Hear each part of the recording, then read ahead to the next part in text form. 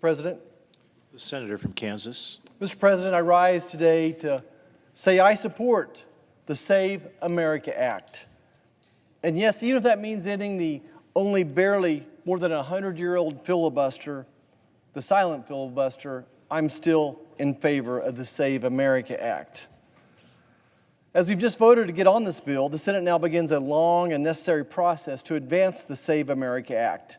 It's a straightforward bill that requires proof of citizenship to register to vote in our federal elections, along with voter ID and validating mail-in ballots. The purpose of this bill is about one simple thing: making sure only duly registered American citizens cast ballots in American elections. It's about making sure our elections are secure. Now, this shouldn't be controversial. Voter ID is supported by the vast majority of Americans, Republicans, Independents, and Democrats alike. Polls show that even around 70% of Democrats believe voter ID is common sense and essential for fair elections. It's something most of us do every day. Show an ID to board a plane, to open a bank account, to buy alcohol, to get a hotel room, to purchase some prescriptions. Why should voting, the most sacred act in our republic, be the only place where we don't ask for basic proof that you're eligible, that you are who you say you are? Yet here we are, instead of passing this with overwhelming bipartisan support, maybe even by unanimous consent, we're forced into a drawn-out battle because no one on the other side will join us. I thought a lot about this, Mr. President. You know what the real question should be? The real question that America should be asking their senator? Why won't just 10 Democrat senators cross the aisle and support simple voter ID? We shouldn't be having to have filibustering debates or 1,000 other rabbit holes we're about to go down. I would challenge those who, as Mark Twain once said, those who buy ink by the barrel, to ask my colleagues across the aisle, why won't you support voter ID? Now, my colleagues across the aisle, they're clever. They won't answer that question. They won't answer the simple question, do you support voter ID? They won't commit to that one issue. Instead, they're going to pivot. And they'll tell you what other part of the bill they don't like. They'll want to dive into parliamentarian procedures and Senate law and traditions, but they won't answer that one simple question. Do you support voter ID? Just like 70% of your Democrat supporters do. And if we could start there, if we start there that we both agree that we need voter ID, agreeing on that one issue, then maybe we can piece together and compromise on the rest of the bill. But when you reject even something as simple as voter ID, we should continue to ask them, why won't you stand with the American people who want secure elections? Why won't you stand up and listen to the over 60% of Americans who are concerned about the integrity of our elections? Now, we all know that non-citizens aren't supposed to vote. It's already illegal. But without proof of citizenship at registration, we have no real safeguard. I can even hear President Reagan now, if he were here talking to the American people, trust but verify. And that's what we want to do. That's really what the Save America Act is all about. It fixes all these challenges. It requires documents like a passport or birth certificate with ID, documents millions of Americans already have or can easily obtain. It protects our elections without disenfranchising a single eligible citizen. Now, oh, by the way, to my colleagues across the aisle, if you have a concern or a better way to make our elections more secure and more fair, let's move forward. That encourages and empowers every legal citizen the opportunity to vote, then I'm with you. Let's work together to make our elections safe and secure. This isn't, to me at least, about politics. It's about principles. It's about fighting for the American people to deserve elections they can trust. It's about making sure that my vote counts and isn't canceled by an illegal vote. Our republic depends on it. When the people lose faith that their vote counts and only citizens decide our future, we risk everything our founders built.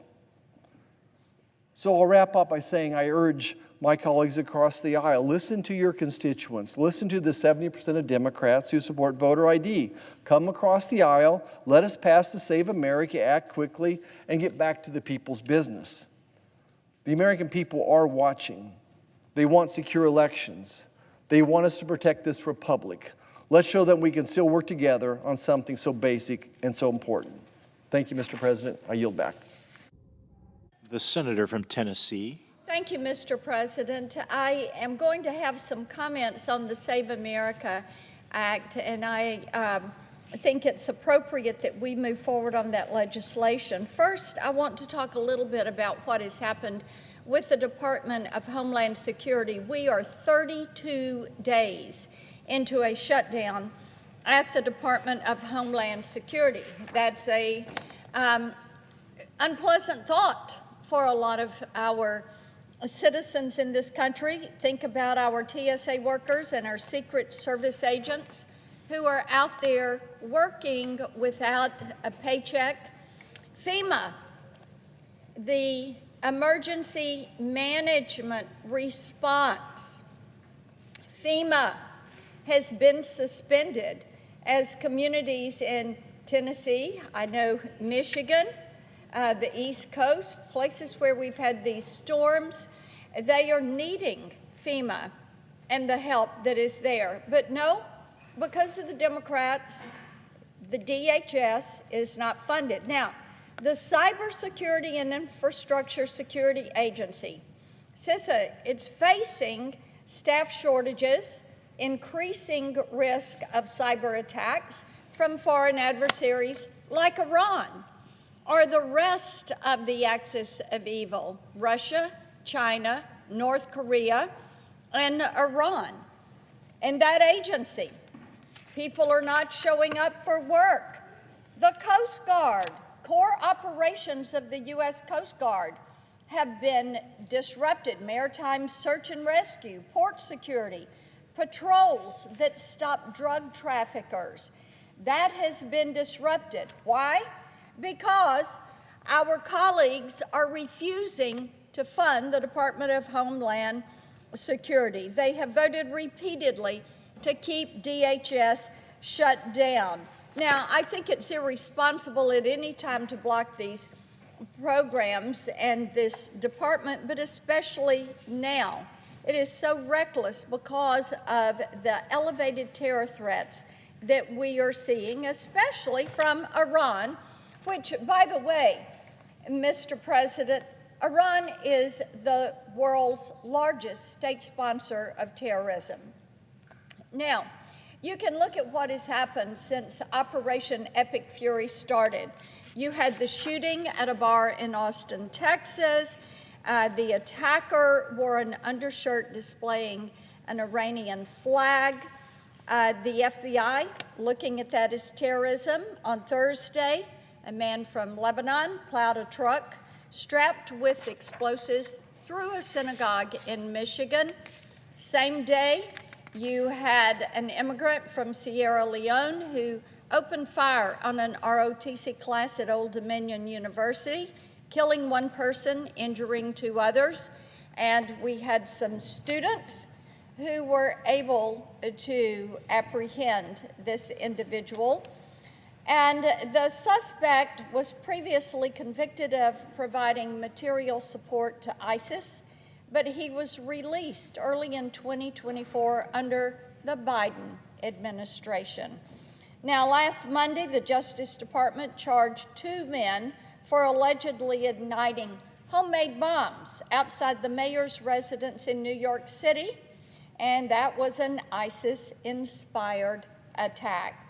Late last month, a federal trial started against a Pakistani national who was allegedly recruited by Iran to kill a U.S. politician ahead of the 2024 election. President Trump was a potential target. Now, it is important to note these are not isolated incidences. They are part of what we're seeing as a very unfortunate trend. Over the course of his administration, Joe Biden and his administration allowed at least 18,000 known or suspected terrorists to enter our country. They had that open border. They liked that open border. They were working overtime, trying to make illegal legal. And along the way, they let in 18,000 known or suspected terrorists. This does not include the more than 2 million gotaways that also came across that border without being apprehended. And I know that Homeland Security investigations are working overtime to find these individuals, to apprehend, detain, prosecute, and deport them, to get them out of this country. But there again, Homeland Security investigations have a limited capacity to work on these threats because the Democrats have chosen, yet again, to shut down the Department of Homeland Security. Now, one would think that addressing this issue would be important to them, but we think that they continue to say they want more restrictions on ICE. Now, what this is really about, Mr. President, is our friends across the aisle have promised their base, promised them, look, we're going to defund federal law enforcement. You leave it to us. We're going to abolish ICE. You leave it to us. We've got a plan. And their plan, it turns out, is to use not only the American people, but TSA agents, FEMA personnel, Homeland Security investigators, the Secret Service, the Coast Guard, as pawns in their political game, pure pawns. And some of the things the president has tried to work with them. They had agreed to a funding bill, then they changed their mind. And the thing that is so interesting about this, they keep talking about defund ICE, we need to defund ICE. ICE is funded through 2029. We did that in the working families tax cut. And what we have to look at is what the Democrats are doing is saying they would rather abolish ICE, open up our borders, and defund federal law enforcement than actually provide for the security of our homeland. Give paychecks that are earned. Give these paychecks to the TSA, to FEMA, the Coast Guard, and CISA.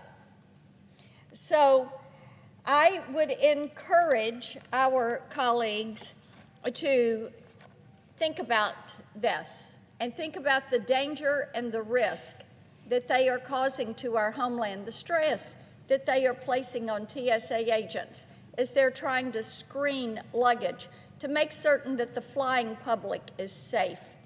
The inconvenience and the harm that is being caused to communities that really need FEMA to step in right now. And they need to think about the work that is being done in communities all across this country by Homeland Security investigations to apprehend drug traffickers, child predators, and to keep our communities safe. Now, the other thing that, and my colleague from Kansas had mentioned the Save America Act, which I'm delighted that we are finally on this bill. This is another area where we are watching the Democrats come full display of their loyalty to illegal aliens that are in this country. I mean, they are on it.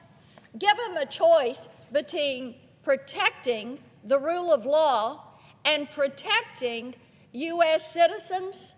They're going to choose somebody illegally in the country every single time. That is really a disappointment to me, because the Save America Act is something that 83% of the voters in this country support. 83%. These are not my numbers. These are numbers from public polls. Anyone can go and look these up. Now, it is common sense that you are going to show a photo ID many times a day to prove that you are who you are. And it is common sense that everyone should show a photo ID when they go to the ballot box to cast that vote. Indeed, they should be a citizen and prove they're a citizen if they're going to register to vote, thereby protecting one person, one vote, protecting the integrity of our election system. This is a way that we help ensure that we preserve this system. You know, in Tennessee, where I reside, my state, my wonderful state, is ranked #1 when it comes to election integrity.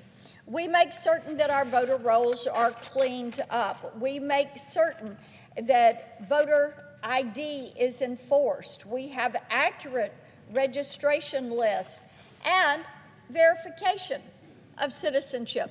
All common sense. If you're going to cast a ballot in our elections, be a citizen. Let's prove that you are the person showing up to cast that vote, and be respectful of the situation. You know, Mr. President, we have said, let's make it easier to vote and harder to cheat so that we protect the integrity of this system, so that we eliminate fraud, and so we preserve confidence in our election results. Well, it is just nonsensical that our colleagues across the aisle oppose this. Can you imagine that? 83% of the American people say, you're right, let's show an ID, let's be a citizen if we're going to vote. But no, our Democrat colleagues oppose it. They want to make it easier for non-citizens to cast ballots. In fact, 14 states in this country, and by the way, these are overwhelmingly blue states, 14 states do not require any documentation whatsoever to go cast your vote. Can you imagine that? You just walk up, claim to be somebody, and you vote. But you look at states like California and New York, which are home to more than 3.5 million illegal aliens combined, and that's what you're seeing, making it easier to cheat, making it easier for non-citizens to vote. You know, I think that you look at these issues and you realize that our friends across the aisle, Mr. President, they might have been picking the wrong fight. People want DHS funded. They want the Save America Act passed. They want the integrity of our elections to be protected. And I think it is imperative that we come together on this floor and that we pass the Save America Act and make certain that we know who is voting and that they are a citizen. I yield the floor.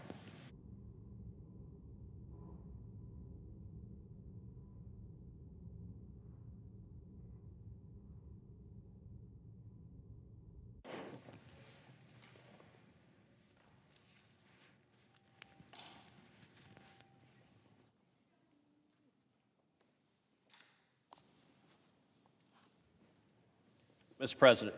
The senator from Texas. Mr. President, later this year, American citizens across the country will exercise one of their most valuable and sacred rights, the right to vote. A right that has been hard-earned and fought for from the founding generation of our republic to today. And how was the right to self-government, the right to vote, secured? It was secured by American colonists who rejected the royal edict and hurtled tea into Boston Harbor, declaring no taxation without representation.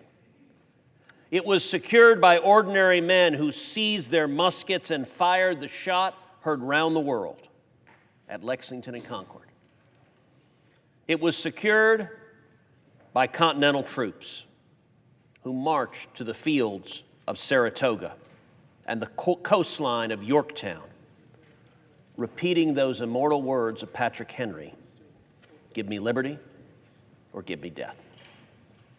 For nearly 250 years, Americans have cast their votes for leaders at every level, from local officials to state representatives to the President of the United States. Every member of this body is here today because we were elected fairly and honestly and given a mandate by our constituents to serve them here in Washington and to protect the liberties and freedoms our founders fought to preserve. The power of the ballot box determines the course of our nation, the history we are writing, and the freedoms that we continue to defend. And while no single ballot in isolation may seem decisive, together, the votes of the American people shape the course of our nation and the course of history. But it is worth remembering that our voting system did not begin as it exists today. When this nation was founded, the right to vote was limited, and over time, through debate, sacrifice, a bloody civil war, and constitutional amendment, the right to vote was quite properly expanded. The 15th Amendment prohibited denying the vote based on race. The 19th Amendment guaranteed women the right to vote. And the 26th Amendment lowered the voting age to 18. At every stage of our constitutional amendment process, the goal was the same: to ensure that the right to vote belonged to American citizens and that it was exercised with integrity. And while our system has evolved, one principle has remained constant. Elections reflect the will of the American people. For a right so sacred, for a privilege so hard fought, it is shocking, it is tragic, how neglected and vulnerable the protection of our elections has become. That is why I'm here today on this very floor, urging the members of this body to pass the Save America Act. It says that when you register to vote in a federal election, you must provide proof that you are a citizen of the United States, and you must provide photo ID to vote. In simple terms, that's it. This is not some radical, politicized, or weaponized piece of legislation designed to restrict Americans from voting. It is a common sense measure that protects the integrity of our elections by ensuring that American citizens and only American citizens are voting in them.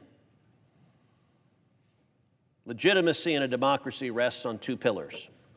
First, the mechanical integrity of the system to produce a valid result, and second, the public's confidence in that system. If either one fails, the system falters. If both fail, the system collapses. A system that cannot be trusted is a system that cannot govern. If you look around the world, between 2/3 and 3/4 of countries require some form of identification to vote. Why? Because it safeguards the integrity of their elections and reinforces public trust in their system. So it begs the question, why hasn't the United States fully embraced this standard? Well, for the last several months, we have heard claim after claim about how this legislation would somehow inhibit people from voting, that requiring identification is discriminatory, that the American people do not support voter ID. Mr. President, our Democrat colleagues are fond of bellowing into the TV cameras that photo ID to vote is Jim Crow, they tell us with mock earnestness. Now, I will admit, our Democrat colleagues should be experts in Jim Crow, because it was Democrat politicians who passed the Jim Crow laws. It was Democrat politicians who founded the Ku Klux Klan. It was Democrat politicians for decade after decade who enforced discrimination, separate but equal, poll taxes, and a host of other laws designed to prevent African Americans from voting. But do you know who has rejected their disingenuous claim that photo ID to vote is Jim Crow? The Supreme Court of the United States. Supreme Court of the United States, the state of Indiana, passed photo ID law requiring that you show a photo ID to vote, and a group of left-wing plaintiffs filed litigation challenging that. The case went all the way to the United States Supreme Court. At the time, I was the Solicitor General of the state of Texas. I led a coalition of states before the Supreme Court defending photo ID to vote. And the left-wing plaintiffs made the same argument that our Democrat colleagues make today, that requiring photo ID to vote would somehow disenfranchise minorities. The Supreme Court, by a vote of 6-3, rejected their argument. The author of the majority opinion was John Paul Stevens. John Paul Stevens was one of the great liberals on the court. He was not a conservative. He was not on the right wing. He was the leading liberal for years on the U.S. Supreme Court. He rejected that claim, and he pointed out that when someone votes illegally, they are stealing the votes of legal voters. They are stealing the votes of American citizens. The Supreme Court explained that when photo ID laws have been implemented, minority participation in the election goes up, not down. And the Supreme Court explained that requiring photo ID enhances the integrity of an election and the integrity of democracy. Now, our Democrat colleagues don't want to acknowledge any of those facts. And I guess it's understandable, because the American people have heard their specious arguments and they have rejected them. Mr. President, 81% of Americans support requiring photo ID to vote. But my Democrat colleagues might say, what about African Americans? Well, about 3/4 of African Americans in the United States support requiring photo ID to vote. How about Hispanics? More than 80% of Hispanics in America support requiring photo ID to vote. How about Democrats? Here's an astonishing statistic. If you get out of elected office, if you ask a Democrat on the street, 70% of Democrats in America support requiring photo ID to vote. The one group that doesn't are elected Democrats in the United States Senate and the United States House. And by the way, the premise of their argument that minorities, if you require photo ID to vote, are not going to be able to vote is frankly insulting. Mr. President, I'm proud to be an Hispanic American. I've been an Hispanic all my life. You know what I've got in my wallet? I have a driver's license. I look at my colleagues across the way. I feel confident they have driver's licenses in their wallets as well.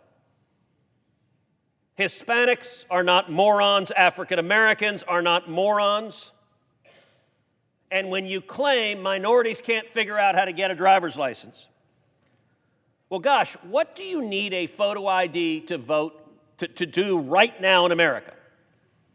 You need a photo ID to purchase alcohol or to purchase tobacco.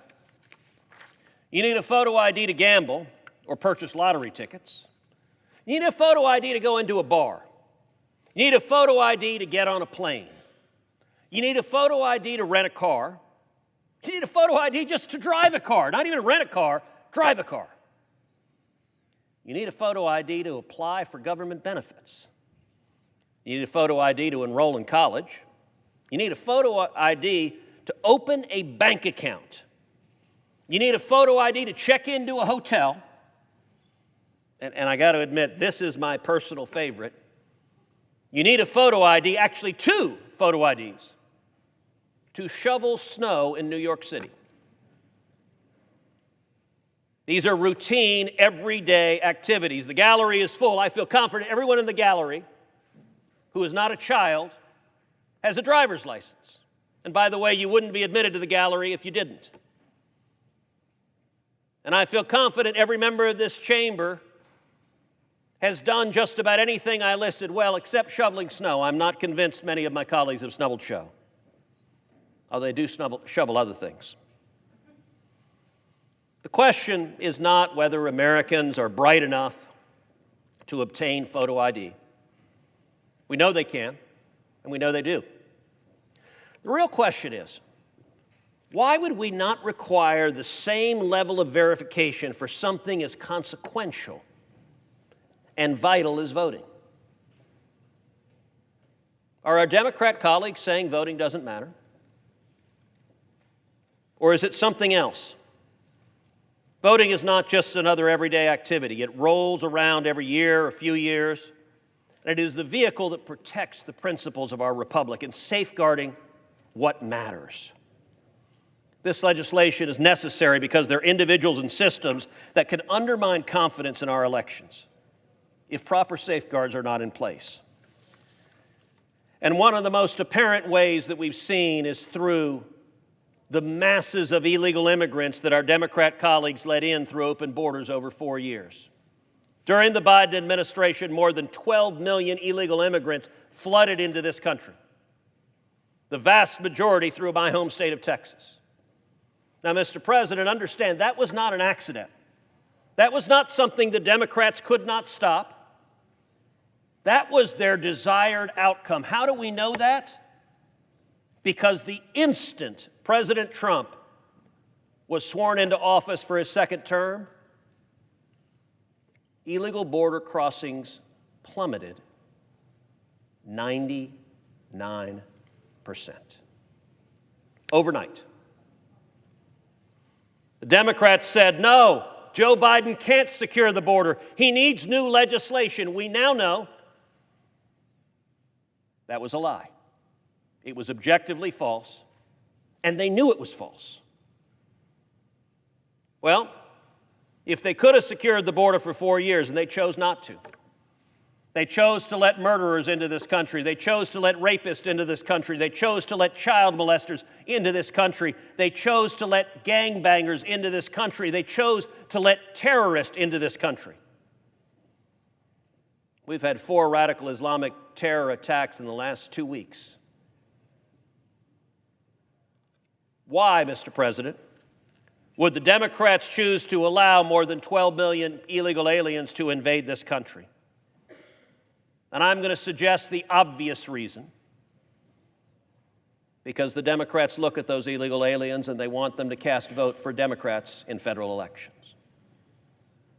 Why are the Democrats lined up and say, no, no, no, under no circumstances should we test to see if you're an American citizen. Under no circumstances should we require photo IDs.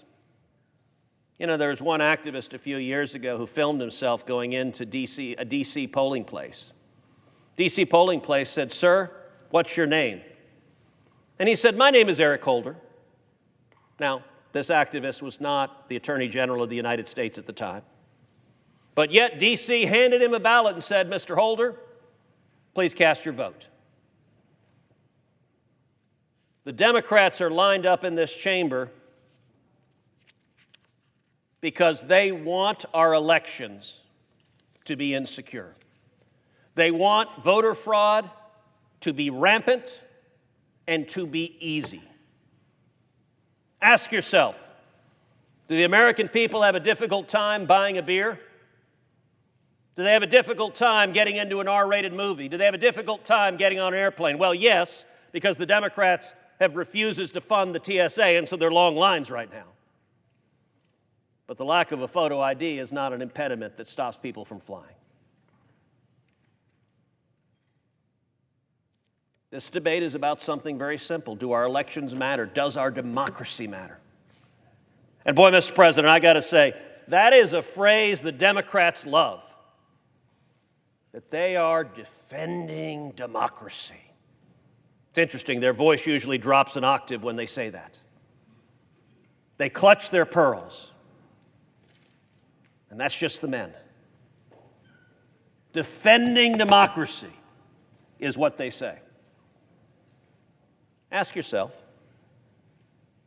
why are they not concerned at all about 12 million illegals who they let into this country voting illegally? I'll submit, Occam's razor provides the simplest solution is usually the right one. The simplest solution is very clear. The Democrats in this body want illegals to vote for them.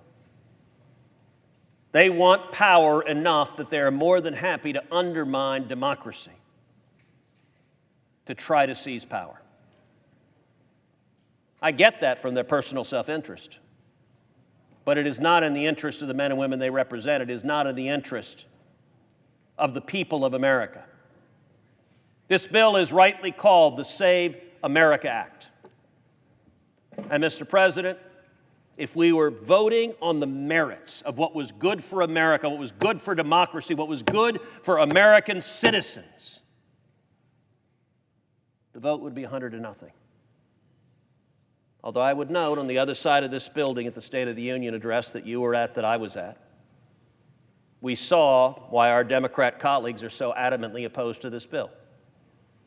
President Trump turned to the Democrats on the right side of the floor of the House, and it gave them an opportunity to demonstrate with absolute clarity. He said, if you agree, our first priority should be to fight for American citizens and not for illegal aliens, please stand. And every single Democrat in Congress remained seated. Not a one of them. I would note, as we're on the floor today, of the 47 Democrats in this body, only one is here on the floor. But a whole lot more were on the floor during the State of the Union. Every one of them chose to remain seated because they could not support the statement that we need to support American citizens and not illegal aliens. That's why they oppose the Save America Act, because they want to be handed power over this country by the illegal aliens they let into this country. That's why we need to save America. And it's why I urge every member of this body to pass the Save America Act. I yield the floor. Mr. President. Senator from Florida. Mr. President, I rise today to speak about something that unifies our country. Here in the Senate, often we talk about things that we disagree on. We're going to talk today about something that Americans agree on. The American people overwhelmingly want election security. They want our border to be secure. They want our election to be secure. They want to feel that their government is acting with integrity and fairness, and to have representative government that protects its people. I rise in support of the Save America Act. For many of us, this is a new fight. My good friend Senator Lee and I have been working to pass the Save America Act for years, because we know this isn't just about election security, it's about protecting the future of our nation for all American families. The Save America Act is very simple. First, you need an ID to vote. Second, you need proof of citizenship to register in our elections. These aren't controversial ideas. In fact, the vast majority of Americans, no matter their party affiliation, their race, their gender, you name it, they support these ideas. And why wouldn't they? Americans want to know that our elections are both free and fair, that our democracy is safe. They believe in our country, and that its citizens can make good decisions. They want to know that their vote counts and is not diluted by someone who is not a U.S. citizen. Americans deserve that, because this question cuts to the very core of who we are as a country. To survive, a republic needs its citizens to know and trust that their vote is secure, that their vote matters, and that they can trust the outcome. People have died for the sacred right to vote, and that sacred right should not be diluted by non-U.S. citizens. And if Americans can't trust their elections or who is legally allowed to vote in them, then they can't trust that their elected officials actually represent them. Yet somehow, congressional Democrats funded by George Soros and forever cowering to the radical left are ignoring the will of the American people. The minority leader tried to say this bill was a, quote, dagger at the heart of our democracy, even though the mayor of the largest city in the state he represents requires not one, but two forms of ID just to shovel snow. I'd say not passing this bill and allowing illegals to vote and the integrity of the election to be undermined is the real dagger. That's why the Save America Act is crucial. The fact is, so much of what Democrats are saying about this bill simply is not true. Democrats are lying to all of us, and they know it. It's the same tired playbook they've tried time and time again. So let's unpack their arguments. You're going to hear them say this is Jim Crow 2.0. Yep, that's right. We have once again reached the point where Democrats claim the thing that they don't like is racist. It's wrong, it's insulting. And the Democrats know it. Everyone knows it, but they hope the American public won't notice. And here's why this is so wrong. What Democrats are really saying is that the 83% of Americans who support voter ID laws are all racist. And let's remember, it was the Democrats who passed Jim Crow laws, not Republicans. Everyone who is paying attention can see what they are doing. Democrats are openly calling most of America racist, and the mainstream media acts like that's normal. But the Democrats' attacks on hardworking Americans aren't done. If they call us all racist, they double down and say the Save America Act is an attack on married women. There's been a lot of talk recently about what is fair to women in America.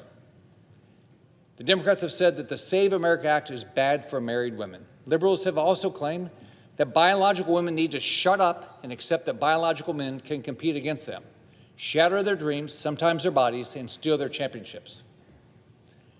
Democrats somehow say that's fair. But you're not fair to biological women.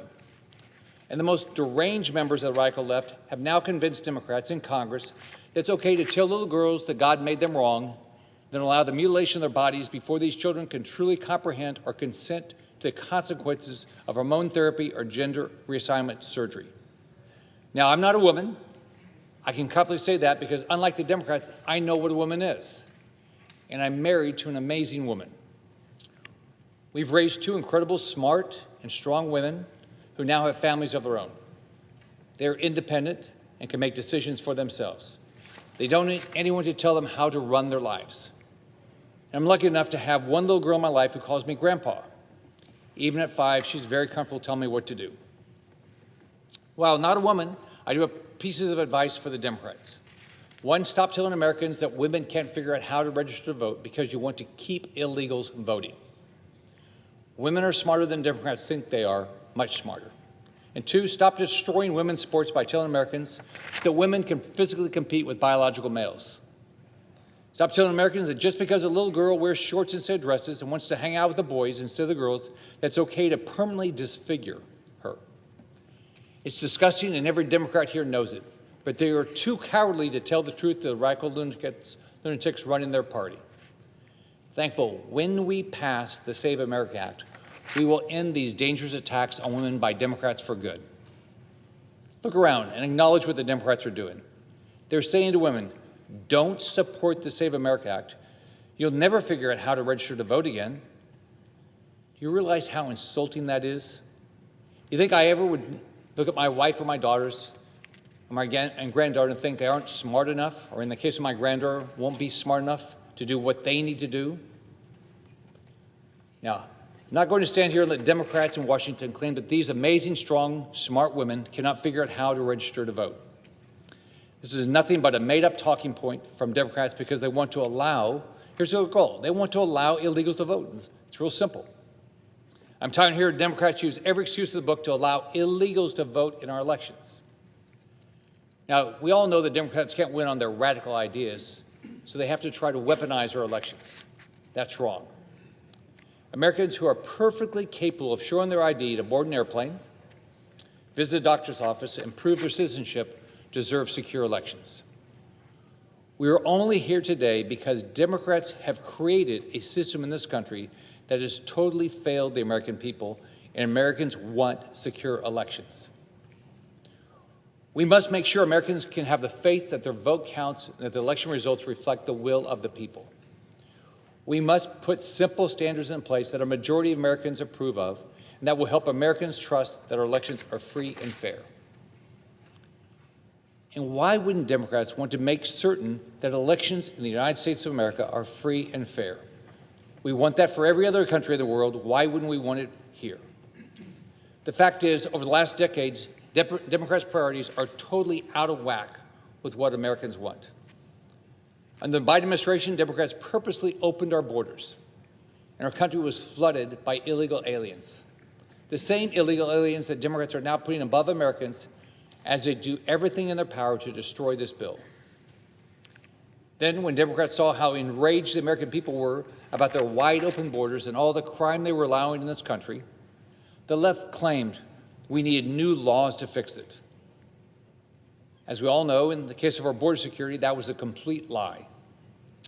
But for election security, we do need new laws because the ones we have aren't strong enough. And President Trump on his own can't secure elections.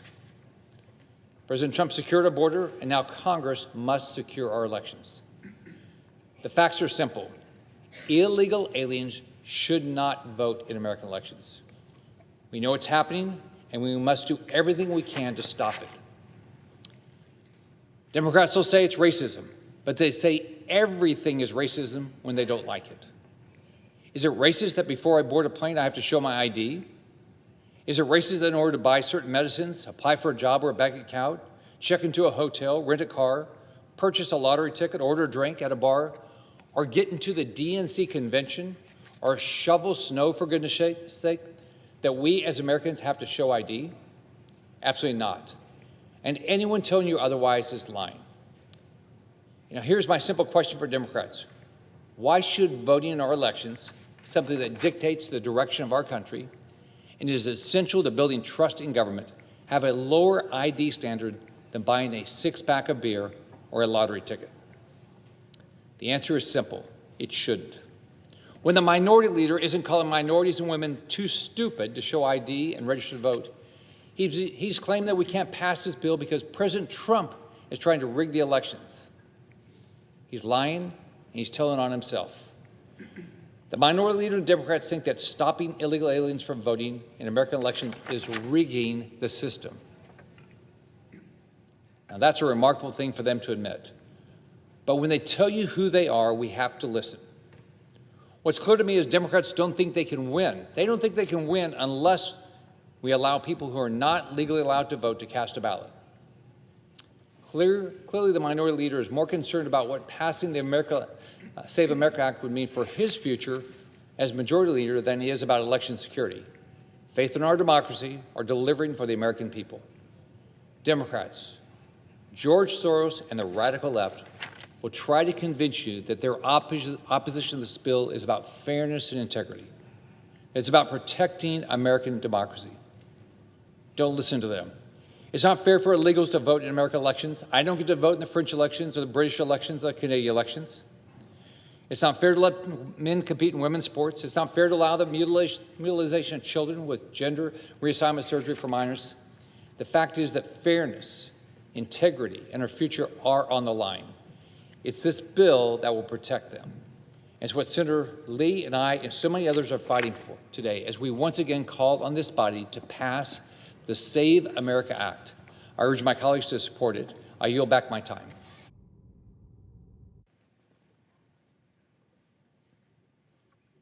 Mr. President. The senator from Montana. Mr. President, there's some issues we consider so logical and so obviously rooted in common sense that I got to believe the American people are sitting at home and wonder why Congress is even having this debate. And such is the case with the bill the U.S. Senate is considering this week, the Save America Act. Let me be clear, the bill before us today requires proof of citizenship when registering to vote, and it requires photo ID in order to vote in a federal election.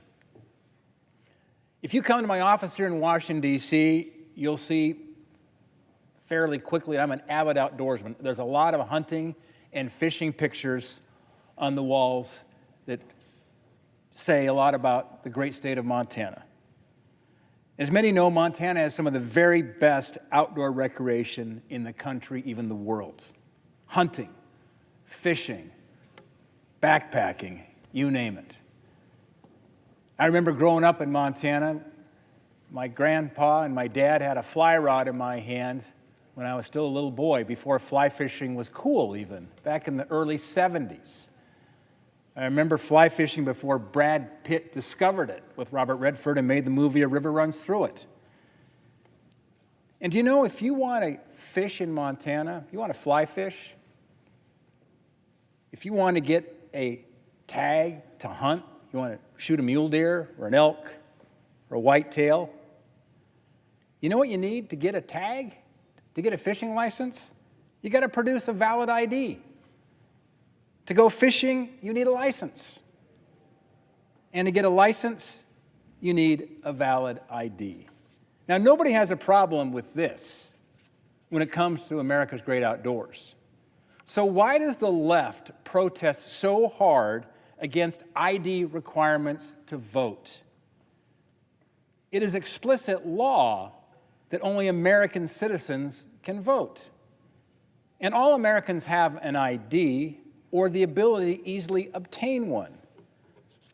The right to vote and participate in democracy is a core principle of this great country. It is what gives us our freedom. It's what gives us a voice. But when election integrity is compromised, our institutions suffer. And the people don't trust the outcome of elections or their government anymore. And that is why 95% of Republicans and 71% of Democrats support having voter ID. It's truly that bipartisan. I'm not sure there's a more bipartisan issue right now facing us in Washington. People want to restore trust in their elections and their government. So why is this so hard? I'll tell you why it's so hard. Our friends on the other side of the aisle are captive to their radical base. I grew up as the grandson of a Democrat in Montana. My dad was a Democrat growing up. But this is a different kind of Democrat today. The radical base is steering the party that we debate with across the aisle here in Washington. Remember, under Joe Biden's border catastrophe, at least 10 million, and that's a conservative number, 10 million illegal aliens poured into the country unchecked. And in many states, these illegal aliens are eligible for driver's licenses, which makes it easier to illegally register to vote. And that's why you need to have proof of citizenship. That's why the Save America Act is so important. Requiring a photo ID is basic. It's common sense. It's non-controversial. It's time to get this done. I'm very grateful to my colleague, Senator Mike Lee of Utah, and my colleague, Senator Eric Schmitt of Missouri, who've been fighting so hard to get this bill across the finish line. I urge the rest of our colleagues to get on board, support the Save America Act, stand up for election integrity, and vote for the Save America Act. Thank you. The Senator for Missouri. Thank you, Mr. President. There are moments when the Senate is asked whether it will merely manage decline or whether it will still govern. This is one of those moments. What is before us today is a test of whether the Senate still understands what it's for, a test of whether Article 1 of the Constitution still means what it says, that Congress possesses the power to write the rules of the road, a test of whether this body still exists to defend the American people, strengthen the Republic, and use constitutional authority for the common good. That is why I rise in support of my substitute amendment to the Save America Act. And it comes before us at a fitting hour in our nation's life. America is approaching her 250th birthday. We're taught in schools to think of the American founding as though it were unimaginably far away, sealed off behind glass. But 250 years is smaller than it seems. President John Tyler was born during the first Congress in 1790. He was born in the very infancy of this republic. President Tyler's last living grandson died only last year. That is how near the founding still is, and how recent this great experiment in self-government remains. And if the founding is that near, then our duty is that much clearer. We're not the curators of a dead tradition. We are the stewards of a living republic. Our republic was founded on a daring claim that free people could govern itself. Not that a free people could drift forever. Not that a free people could live off inherited greatness while its leaders refuse every hard question. Not that a free people could dissolve every boundary, mock every limit, and still expect to remain free. No, the American founding rested on a harder truth. Liberty is fragile, and so it requires structure. Man is fallen, and so self-government requires virtue. A republic requires citizens, truth, and the courage to defend both. That's why this bill matters. Some may say this bill will say these titles. Some will say that this bill and all of its titles don't belong together. That five-pronged, three-titled amendment is just a package or a wish list or a collection of unrelated priorities. But that only proves they do not understand what time it is, and they don't understand what our republic is. The five-prong and three titles of this amendment are united by one central question. Will American law still defend the basic conditions of self-government? Title I, Save American Voter, says the franchise belongs to its citizens and voting should be secure. Title II, Save American Sports, says that women's sports exist for women and girls, acknowledging biological reality over a legal fiction imposed by elite ideology. Title III, Save American Children, says that children should be protected from irreversible harm, not handed over to the appetites, fashions, and confusions of the age. Citizenship, reality, responsibility. Those are the basic truths a nation must defend if it intends to remain a nation. Let me begin with Title I. A republic has the right to distinguish citizens from non-citizens. That should not be controversial. That should not even be difficult. The vote is not a global entitlement. The vote is not a participation trophy for anyone who happens to cross our borders. It is one of the central privileges and duties of political membership.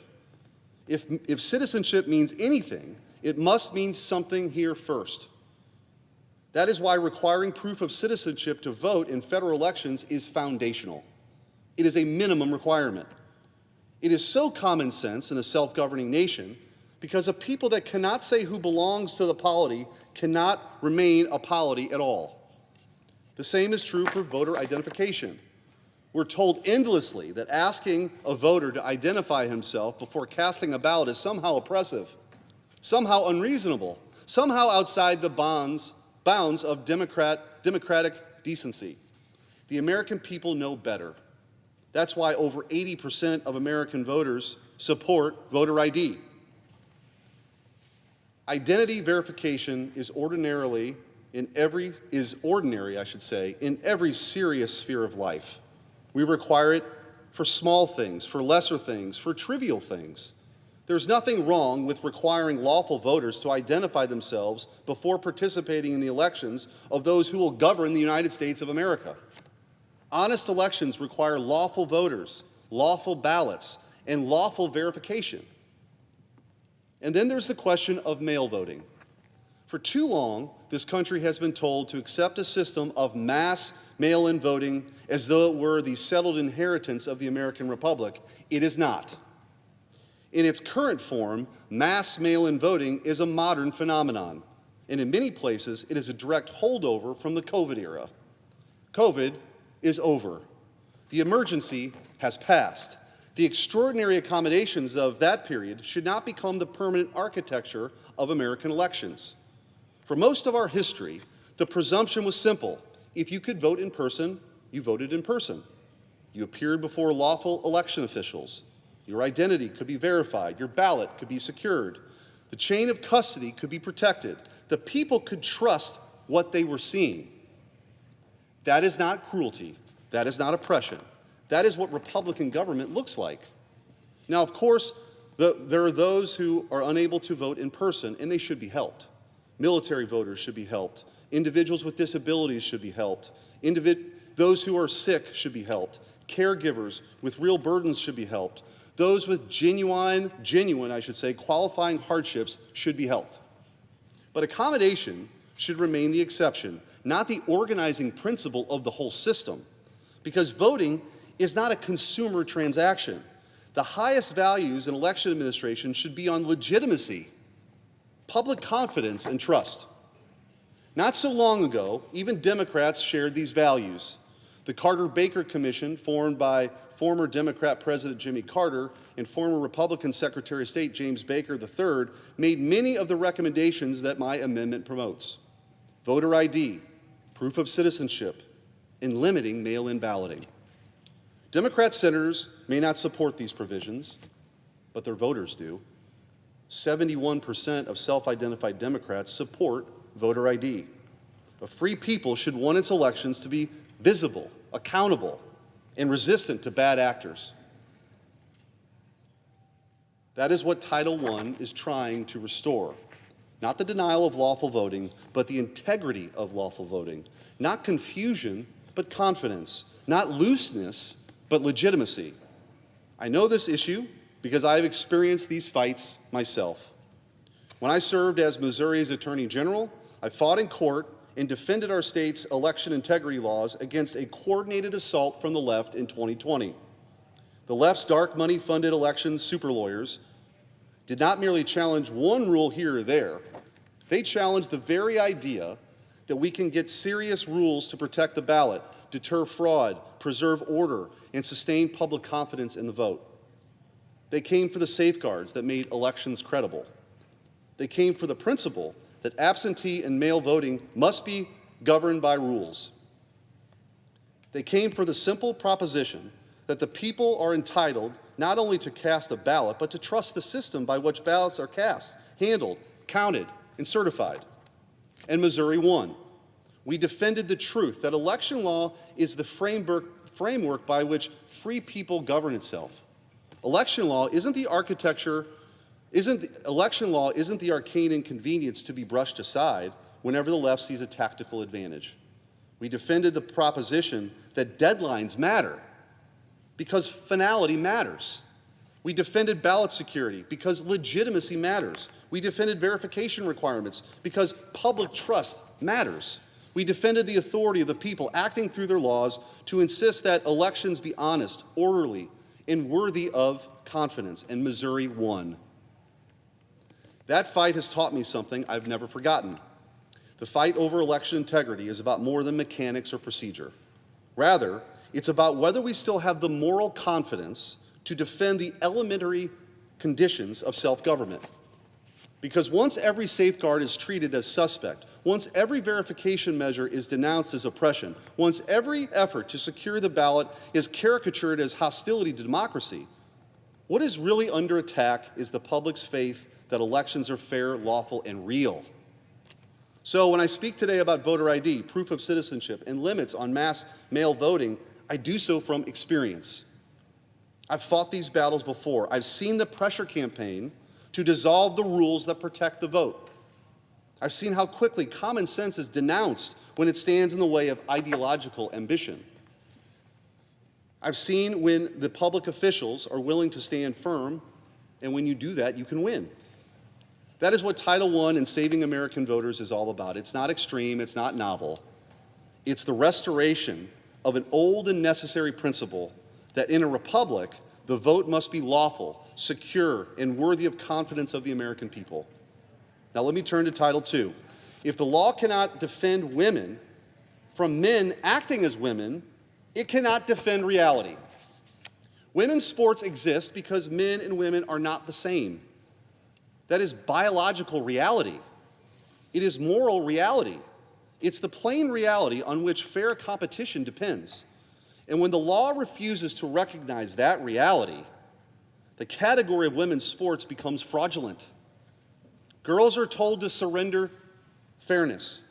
They're told to surrender privacy. They're told to surrender safety. They're told to surrender recognition.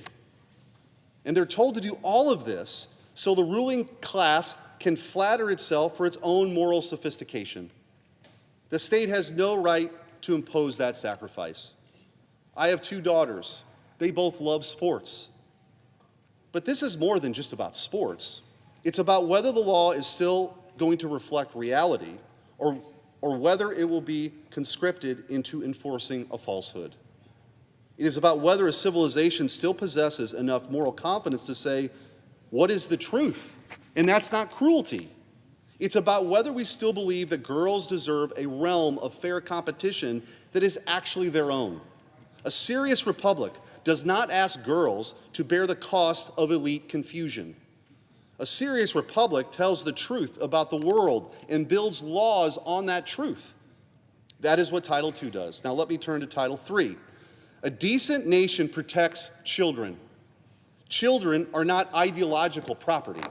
Children are not experimental material. Children are not raw material for the ambitions of activists, for the cowardice of institutions, or for the self-indulgence of adults who've forgotten the law exists first to defend those who need protection. There are lines that a humane society does not cross. Irreversible medical interventions on minors for ideological ends are one of those lines. A child in distress needs guidance, protection, patience, love, stability, truth. A child in distress does not need a civilization so morally exhausted that it answers confusion with scalpels, sterilization, and permanent medicalization. The burden of uncertainty should favor preserving the child, not fundamentally remaking the child. Too often our ruling class have preferred euphemism to honesty here. We're told this is compassion. We're told this is care. We're told that the enlightened position is to ratify distress with irreversible harm. It is not compassion to mutilate what cannot be restored. It is not compassion to medicalize what may pass. It is not compassion to turn children into lifelong patients before they're old enough to understand what is being taken from them permanently. That is not mercy. It is cruelty masked in liberation. A republic worthy of the name protects children from adult passions, from ideological capture, and from the fashionable madness of the age. That is what Title II is trying to do.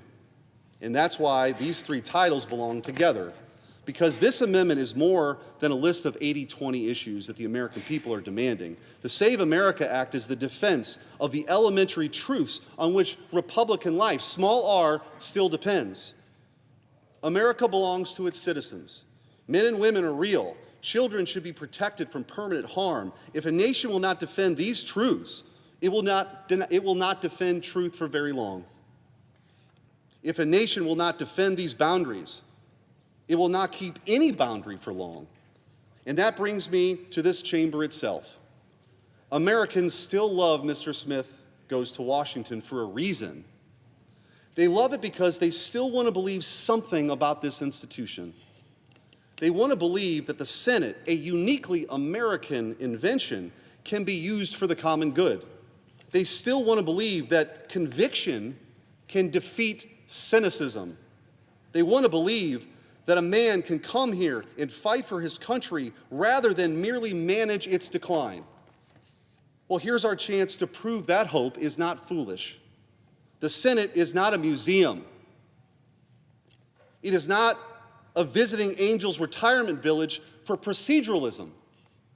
It is not here merely to confirm nominees, pass omnibuses, and fund the legislative achievements of long-dead men while the living nation loses confidence in its own government.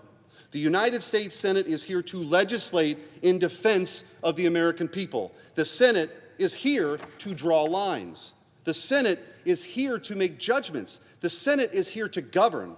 So the question for this chamber is really simple. Are we here to govern or merely preside? Are we here to act for the people or simply explain why action is impossible? Are we here to use power rightly or merely to congratulate ourselves for the restraint while the country pays the price? Because the stakes here are plain. We see distrust in elections. We see the collapse of moral clarity. We're seeing girls told to accept injustices as progress.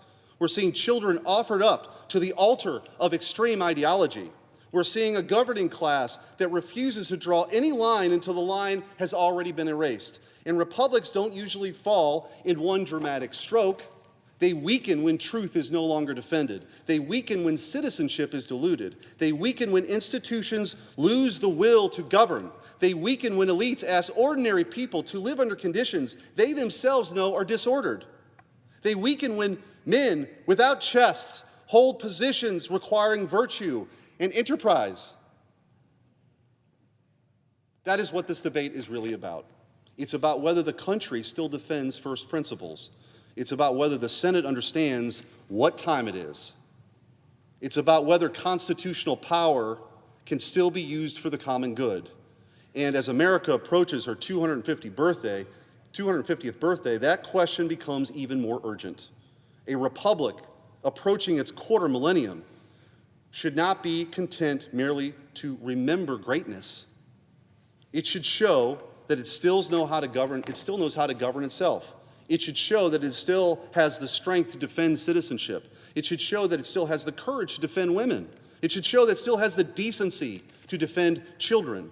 Article 1 is supposed to be the branch of action. This body exists to do more than simply fund legislative achievements of long dead men. The legislative power exists to make judgments, draw lines, and defend our country. The Senate should prove that it still understands that duty.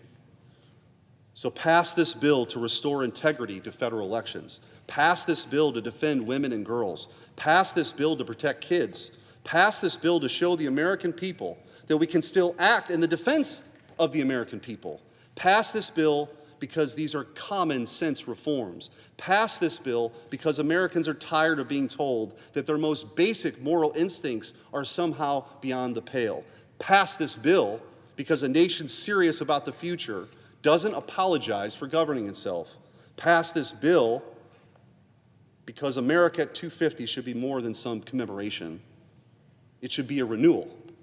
The age of excuses should end. The era of drift should end. The Senate should act, and the Save America Act should pass. Mr. President, I yield the floor.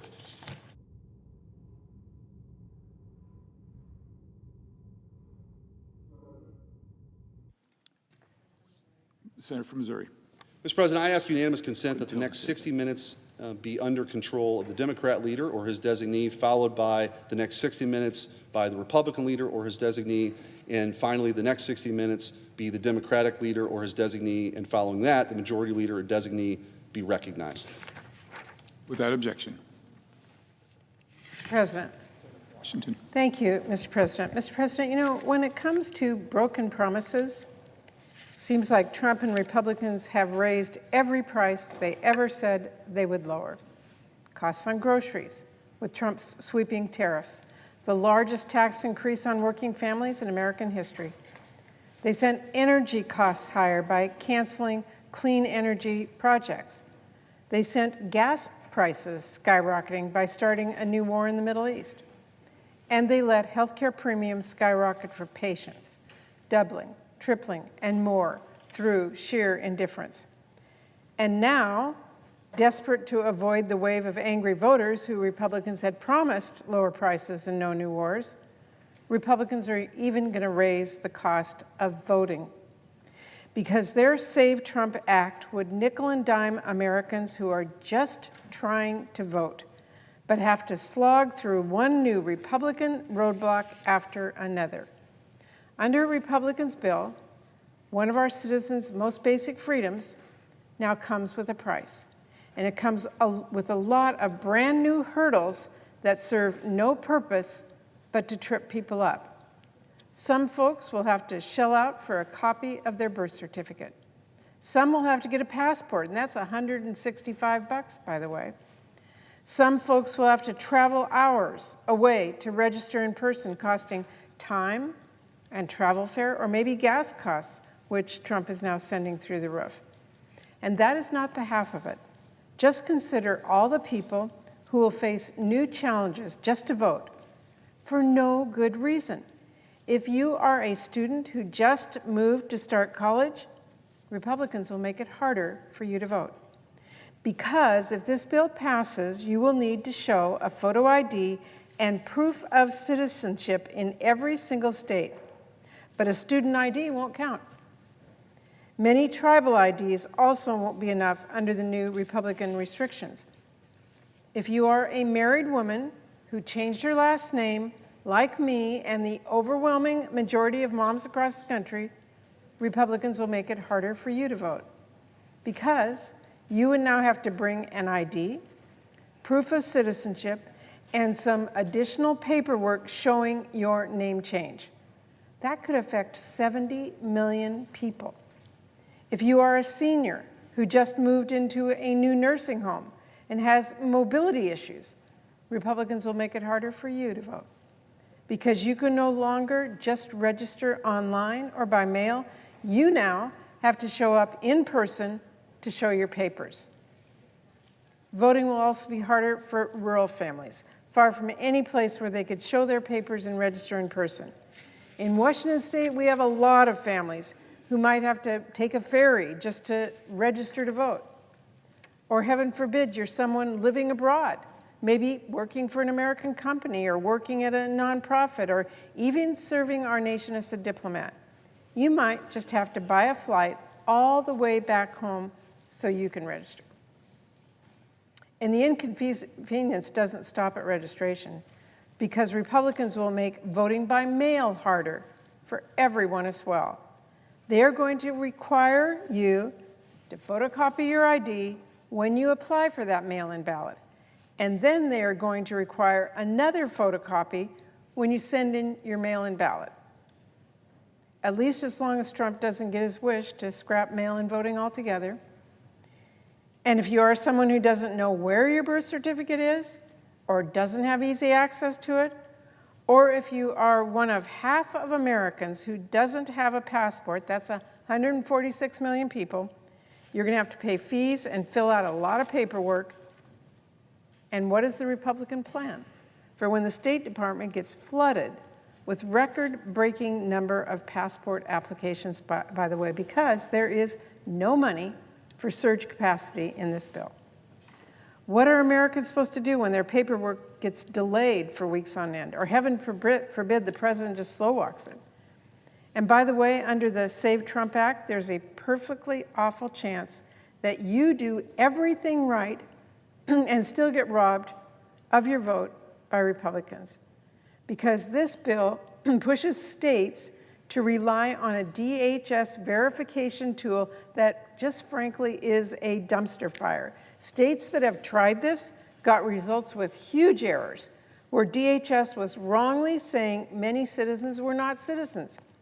The Trump administration tool has already wrongly advised states to purge lawful voters from their voter rolls.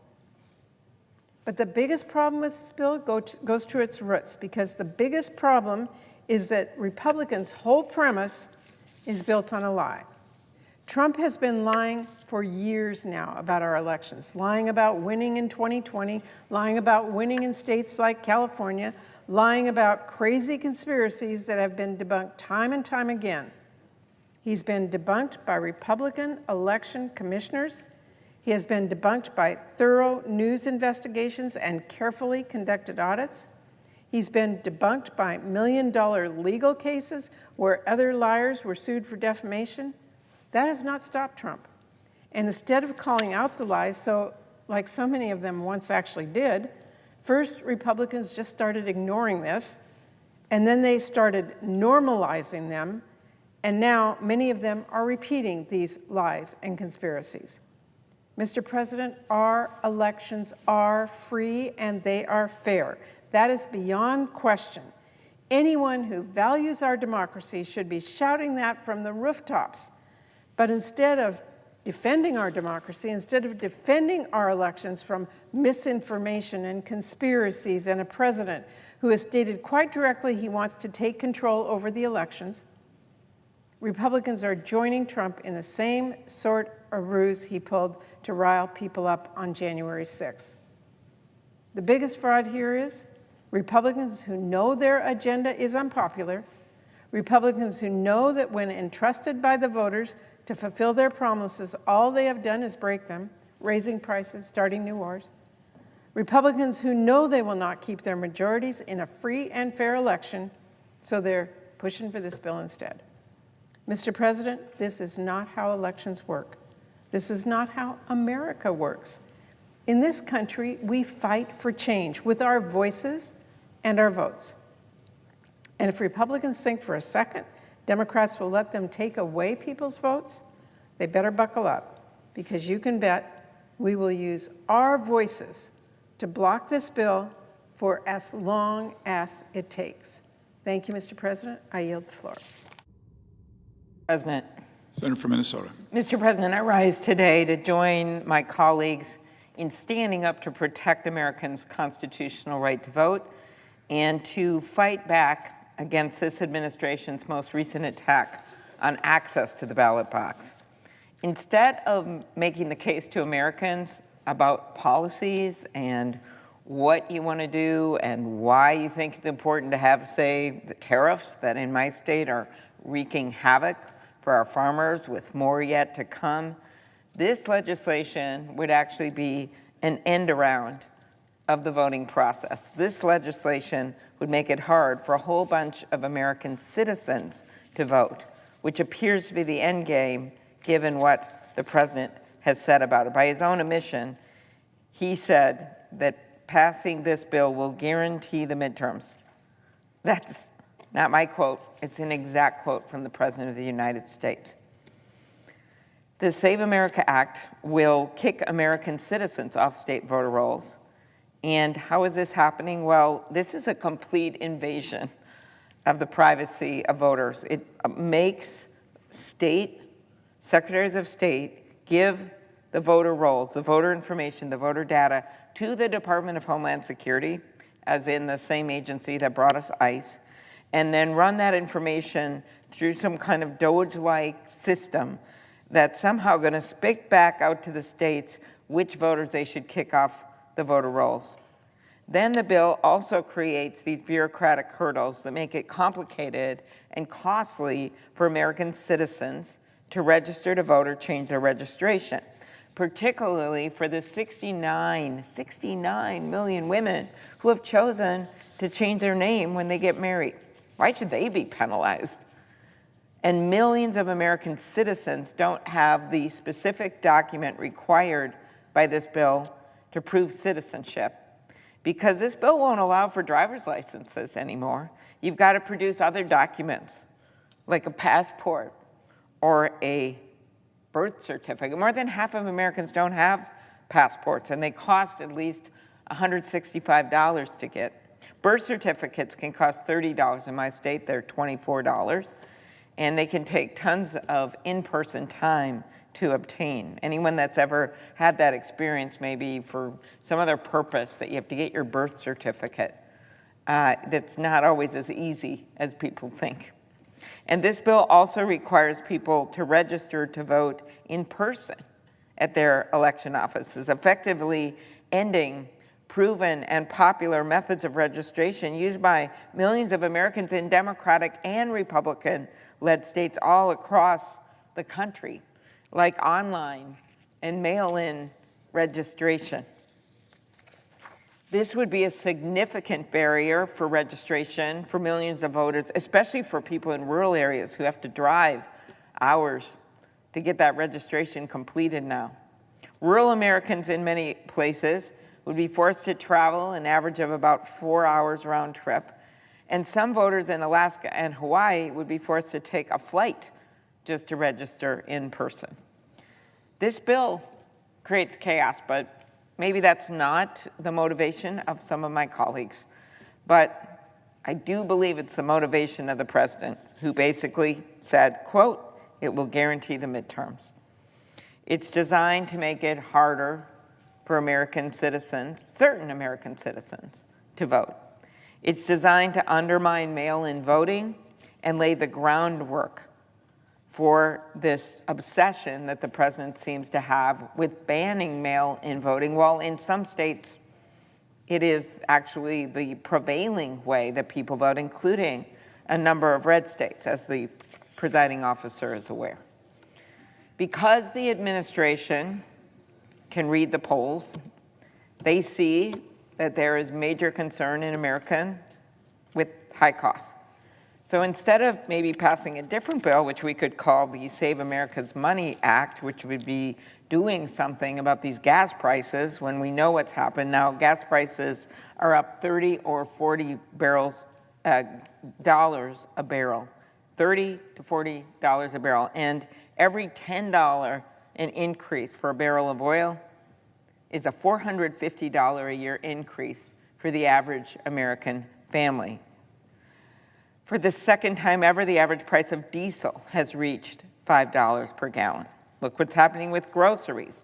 Electricity prices up an average of $110 last year on Americans' bills. Healthcare costs continue to skyrocket. So there's things we can do. We've got a bipartisan housing bill we just passed the Senate that need to get passed in the House.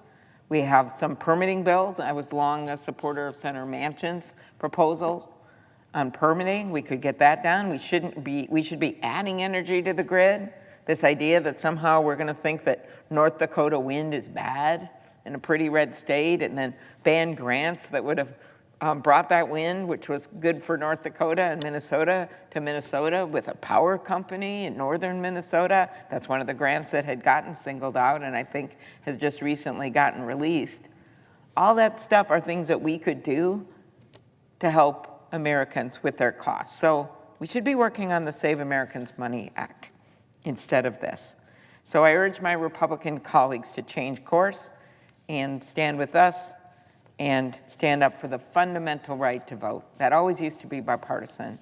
And the idea that you're going to make all these people re-register or register with a expensive passport or birth certificate, that they can no longer use their driver's license, that their private voter data is sent to Homeland Security to go through some Elon Musk designed computer system.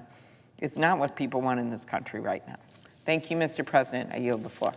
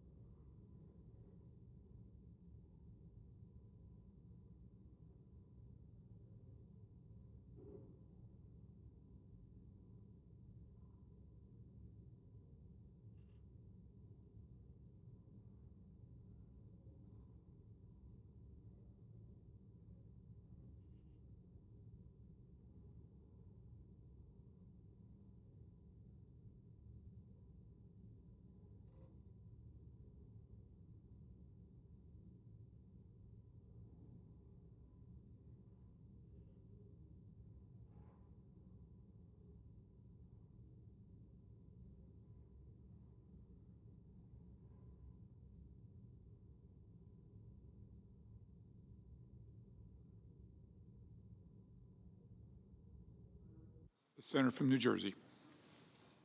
Mr. President, the average price of a gallon of gas in New Jersey right now is $3.68. A month ago, it was $2.94.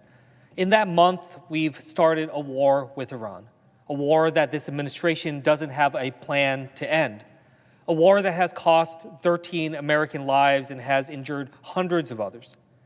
That is putting America's reliability as a partner further in doubt and driving up costs across the board at a time when costs are already too high for most Americans. Now, what are we doing about this crisis and trying to address it? What are we doing to drive down the costs that the American people are demanding that we take on? What are we doing to make it easier for Americans to pay their bills and to be able to provide for their families? We are here on the Senate floor today debating a bill that Donald Trump wants because he's afraid. He knows that he's at the weakest point of his presidency. His approval numbers are way down, and in a little more than 230 days, voters will go to the ballot box for the midterm elections. So instead of working to lower costs, instead of ending this war and getting gas prices down, instead of focusing on working families, Donald Trump has Senate Republicans here to peddle a bill because, in his words, quote, it'll guarantee the midterms. A bill, by the way, that, again, to quote Donald Trump, says, quote, supersedes everything else. A bill that Trump says he would, quote, close government to ensure it passes. So clearly we see something that is not that what the American people want to see get done, not of benefit to the American people at a time when they're demanding that we take on high costs of living, but instead something that's good for Donald Trump. So while you're cutting back on driving because gas prices are skyrocketing, and you're seeing prices at the grocery store go up because it's a lot more to transport food, and you're rethinking that vacation because the CEO of Delta just said airline tickets are about to go up too. Donald Trump and congressional Republicans are focused on passing a bill that, again, drives up your cost. The Save America Act is an awful bill, and I'll talk a little bit about this bill in a moment. But what this bill represents at its core is Donald Trump's extreme agenda when it comes to elections. It's an election that is built to, in Trump's own words yet again, quote, guarantee the midterms. Said that Democrats won't be able to win for 50 years if this goes through. He is saying the quiet part out loud about why he is doing this. And that's because his agenda has three core tenets. Number one, let the billionaires buy the elections. Number two, let politicians pick their voters. And number three, price people out of voting. Now let's start with the insane amount of big money in our politics today. Now, according to a report last year by the Brennan Center, the amount of dark money spent in federal races in 2024 was nearly $2 billion. That is hard to imagine, just unfathomable amounts of money being poured into our elections right now. It is nearly double what it was just 4 years prior in 2020. Now, that dark money represents a real threat to the integrity of our elections. A report published last month by the Campaign Legal Center highlights the way that the super rich can use our weakened campaign finance laws to basically bribe public officials. The report exposed the story of a man named Velutini, a Venezuelan billionaire who was charged with criminal bribery and was later pardoned by Donald Trump after his daughter gave $3.5 million to a Trump-supporting super PAC. These kinds of straw donor actions can take place when we have a campaign finance system that has been built for corruption. That's exactly what we're seeing. A system working exactly how it's supposed to, which is marginalizing the American people and average working families and lifting up the power of billionaires and corporations. It's a system that has been built so billionaires can buy the candidates they want And if they get into trouble, they can buy themselves a get-out-of-jail-free card, literally. If my colleagues are concerned about election integrity, getting $2 billion of dark, corrupt money out of our system would be a good place to start, and I think you would find bipartisan support to be able to take that on.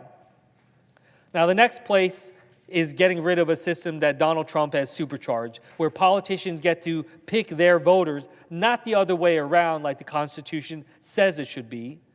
Gerrymandering has never been weaponized like what we're seeing right now under the direction of Donald Trump. He's so afraid of losing the House of Representatives that he's threatened members of his own party who didn't want to go along with his plans. Just a few months ago, he targeted Republicans in Indiana, saying that, quote, anyone that votes against redistricting will be met with a MAGA primary. So we have a system championed by Donald Trump that lets billionaires buy the elections and politicians pick their voters. So where does that leave you? Where does that leave the American people? Well, if this bill passes, it'll make it harder for people to be able to vote. It'll make it such that they have to pay for a constitutional right of voting, which is so sacred to our democracy. Voting shouldn't cost people extra money. It shouldn't require you to be able to have a poll tax. For millions of Americans, they'll need to potentially scramble to get a new form of ID. Now, maybe my colleagues will say, oh, just go get a passport. Well, look, a new passport costs $165, and to expedite it in order to vote costs much more than that. And we need to be able to deliver that quickly, so that's an added $22 on top of that. That's nearly $250 for your right to vote. That's nearly $250 when this administration has hurt our ability to get health care, be able to fill our tanks with gas, to be able to get groceries. They've made it more expensive across the board, and they've given massive giveaways to those at the very top. This bill will make it harder for married women to vote if their current legal name doesn't match the name on their birth certificate. How does that make sense? And it will make it harder for seniors and young people to vote by throwing up new restrictions on mail-in voting, requiring seniors and others to have to go and register in person when they haven't had to do that before. Why is it that we are trying to make it so hard for Americans to be able to vote? But then you realize that's the point. That's actually the point of this all. Trump wants it to make it harder for you to vote and make it easier for him to have his bidding. Why else did we see this happening right on the tail of so much of what he was doing and pushing gerrymandering so blatantly against our Constitution and our laws? Trump wants to make this more expensive for Americans to vote because that makes it easier for him and his supporters and his donors to be able to buy their way to power. He wants congressional Republicans to cease doing anything else and pass this bill so he can, quote, guarantee the midterms. Well, that's not what the American people want. They want a choice. It is their choice. They are supposed to be in the driver's seat of their democracy. The American people want our election to be secure. I want our elections to be secure. I want to make sure that voters can have full faith in our electoral process. I've been fighting for years to get dark money out of our politics, to reverse Citizens United, which I believe is going to go in the history books as one of the most dangerous moments of our democracy that has unleashed a torrent of dark money and problems and this nightmare that we're seeing ourselves in. I've been fighting to end the practice of letting politicians pick their voters since my first day here on the House side, and I even stood up to my own party in New Jersey by suing to fix a broken ballot that let power players pick candidates, not voters. This is not about partisanship. This is about delivering for the American people and preserving their ability to be able to drive our democracy. We have real work that we can do to make our elections safer, get rid of this dark money, and make sure the voters get to pick their politicians. But that's not the bill that we have before us. That's not the bill that Donald Trump is pressuring my colleagues here to push through. Instead, this bill is a distraction for Donald Trump's failures and a desperate attempt to compensate for the power he sees slipping away right between his fingers. We can't let him do this. We can't let him distract us from the real problems our constituents are facing today.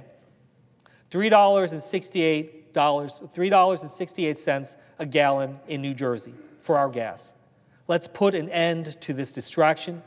Let's stop doing Donald Trump's bidding to hold on to power and do what we're supposed to do, which is focus on what the American people want, which right now is so clearly about lowering prices that they see skyrocketing every single day. That's what we're here for, and that's what they want us to do. Thank you. I yield back. Senator from Virginia.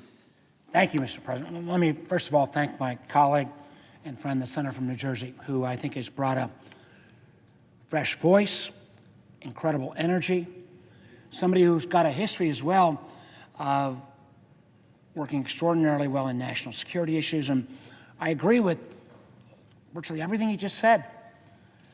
This is a bit of a distraction. And I think part of the reason it's a distraction, Mr. President, is that at the end of the day, this president has frankly refused to acknowledge that the American people's will in 2020 was not to rehire him. He cannot accept the legitimate outcomes of the 2020 election. Despite officials from his own administration calling the 2020 election the most secure in American history, the president continues to promote unsubstantiated claims of voter fraud. And that's after investigations from multiple courts and states' attorneys generals and election officials from both parties strongly declaring that there was no evidence to support allegations of substantial fraud. Simply put, the 2020 elections were certified, litigated, and affirmed. And tomorrow we're going to hear from some of the intelligence officials as our committee takes on the worldwide threat assessment, where unfortunately senior intelligence officials seem to be still focusing on relitigating the 2020 election rather than making us safe for 2026 and 2028. Because the truth is, after all these years, the president and his allies haven't been able to find any evidence of legitimate voter fraud in past elections. As a matter of fact, there have been studies ad nauseum that showed millions and hundreds of millions of votes, yet the number of people that were undocumented who voted by mistake were in the single digits. Now, they're looking forward to the effort that's on the floor right now towards suppressing and wrongfully influencing future elections through this so-called Save America Act.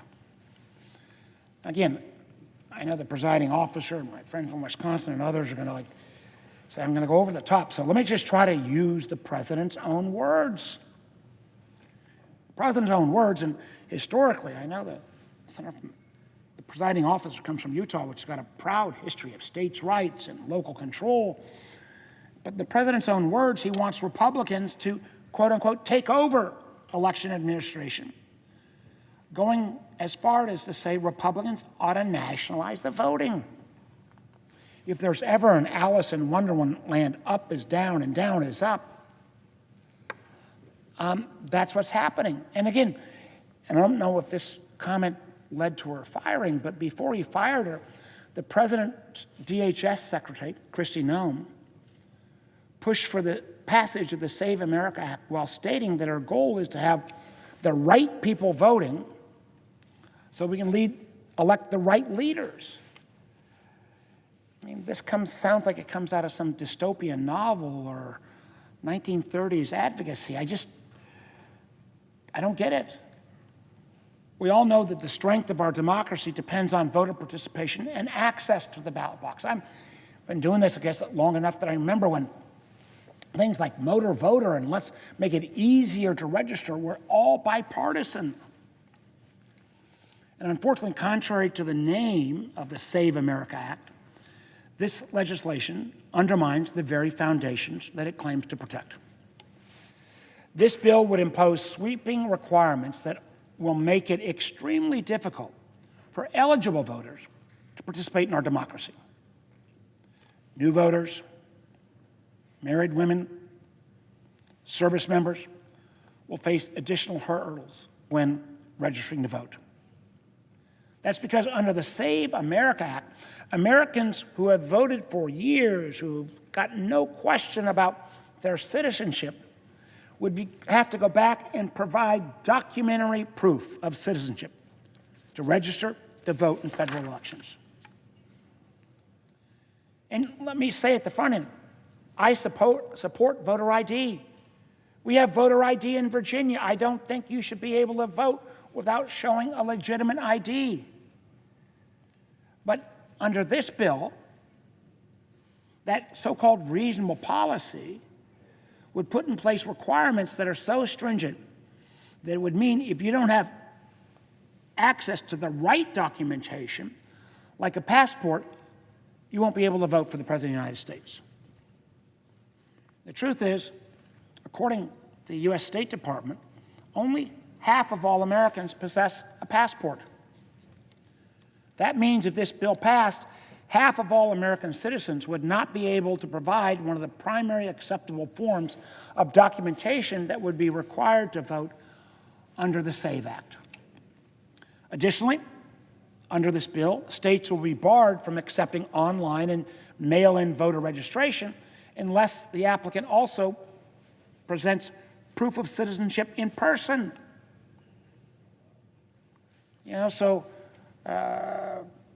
somebody who made the choice to change their name, who's now 85 years old and has got to go back and find a birth certificate or get a passport, and then has to show up in person to kind of get registered again, even though she's been voting for the last 50 years with no question about her citizenship. This effectively, frankly, guts online and mail-in voter registration process that are available across many states, creating, I think, an unnecessary burden for all voters, particularly rural voters, senior citizens, and individuals with disabilities. And disproportionately, I see my friend from California here, it has been states in the West, whether it is Oregon or California or Utah, that have used these tools to get more people involved. The fact is, these efforts don't make our elections more secure. All this does is disenfranchise millions of eligible voters.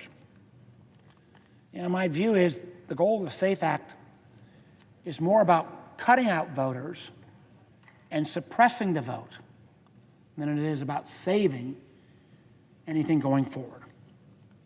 Now, we're having this debate, and we're going to probably go through lots of procedural antics that most folks won't understand. I just wish that my Republican colleagues would come back to what I think we should be spending all our time on. If we're going to spend all night, let's focus it on funding TSA, FEMA, CISA, the Coast Guard. And frankly, I believe we need to fund all the folks at Customs and Border Patrol who aren't assigned to Interior immigration enforcement. So last week, Senator Murray and Senate Democrats attempted to say, hey, we got to debate about ICE. We got to debate about some of the CBP people who are doing domestic enforcement. If we can't come to an agreement there, let's fight over that. But let's not make sure that we hold all of these other folks hostage.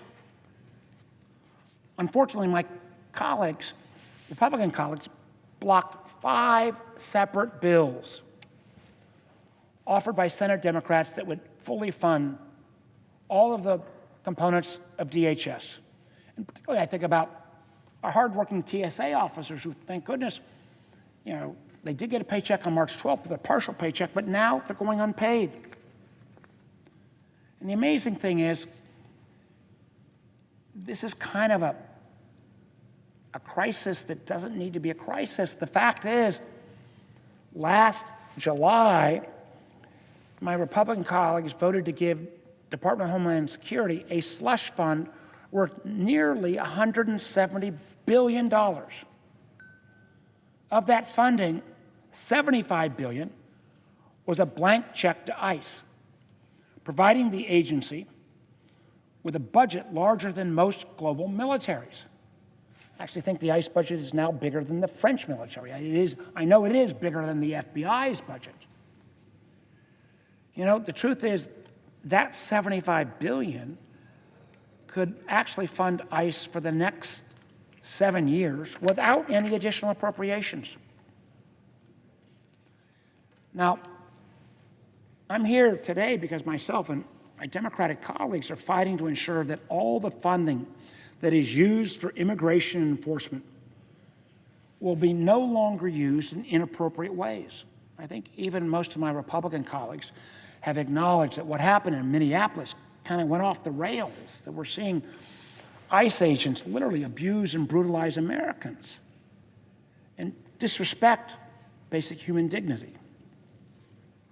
You know, the unfortunate thing is, under this administration, ICE has been turned, frankly, into kind of a secret police that I believe has waged enormous violence against Americans.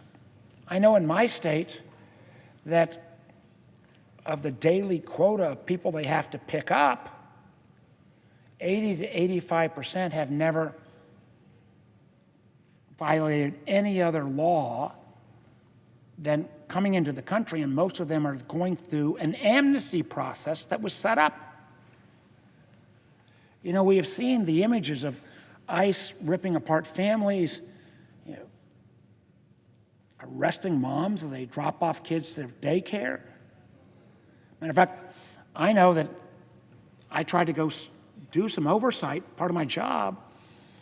It took us a lot of hoops to get through to even do that oversight. I believe because of these actions, all our citizens are less safe. So we've got to do meaningful reforms to ICE.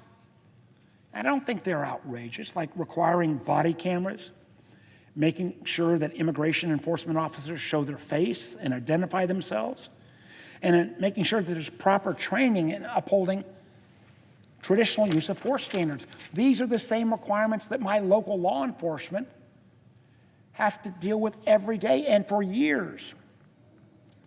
These aren't new. These are common sense, basic accountability measures that I said that our state and local police abide by, because that's how you keep communities safe. Unfortunately, so far, the White House doesn't seem to see it that way. They continue to drag their feet on negotiations at the expense, frankly, of TSA, FEMA, Coast Guard, Customs and Border Patrol, not folks doing interior enforcement, not getting paid. That doesn't make any sense. Matter of fact, we've even seen tools where in the last shutdown, the administration didn't decide to cut off global entry or TSA pre-check, because those are actually funded by separate fees, but suddenly they decided to amp up the political pressure and close off those programs. Now, thank goodness, because of pressure from the public, the Trump administration reversed course and restarted the global entry program. But it should have never been suspended in the first place. You know, we got to get these folks paid. Take yes for an answer. Take yes for an answer. As I pointed out earlier, $75 billion for ICE. You know, it's not going to stop. We've got to get the reforms in place. So let's keep the negotiations going. We ought to get them done. You know, I want to make sure that the TSA agents at Dulles, at National, at airports across my Commonwealth get their paychecks. As a state on the ocean, I want to make sure that Coast Guard gets their paycheck. We've been hit hard by Hurricane Helene. I want to make sure FEMA gets funded. And CISA, the cybersecurity agency, one of the things that guards against foreign malign influence, which has been decimated by this administration as we go into an election season where I extraordinarily fear foreign interference. Close to 50% of the personnel have been cut and eliminated.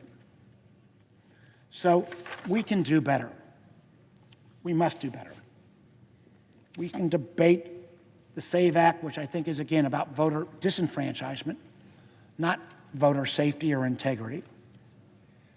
But I do think while we debate this, why not go ahead and take yes for an answer and fund all of the other components of DHS so those folks who help protect us day in and day out get their paychecks? Let's reopen these critical agencies. Let's acknowledge that ICE has got $75 billion slush fund that we can complain about as Democrats, the Democrats in the room, but it is the law of the land. They've got the resources. In the meantime, why hold up the pay of these Americans who are doing so many things to keep us safe? I think those folks deserve better. I think we all deserve better. I guess I'm a little old-fashioned. I actually think back to the subject at hand. You know, our elections are better if more people participate. I'm welcome to have more folks participate. Citizens participate. Citizens participate. Unfortunately, this SAVE Act cuts back on a whole lot of Americans that will be disenfranchised simply because, oh my gosh, they did the radical thing of changing their name when they got married. Or, oh my gosh, they were willing to join our military. Or, oh my gosh, they're aged and they think, you know, they don't want to spend $150 to get a passport. Our country deserves better. Thank you, Mr. President. And with that, I yield the floor.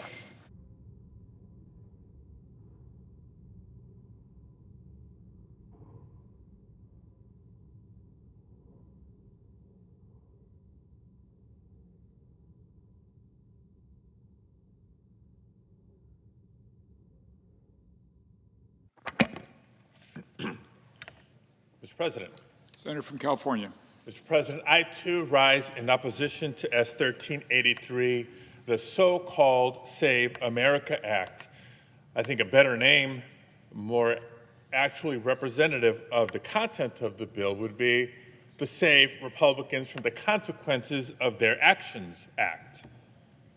And I have some other choice names for it too, but not exactly appropriate for the Senate floor. So we'll stick to the SAVE Act just to be short.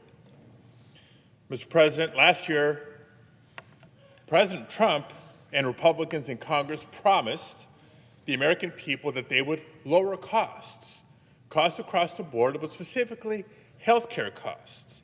If you recall, just a few months ago, they promised to do something about the 15 million people that were being kicked off their health insurance when they failed to extend the Affordable Care Act tax credits.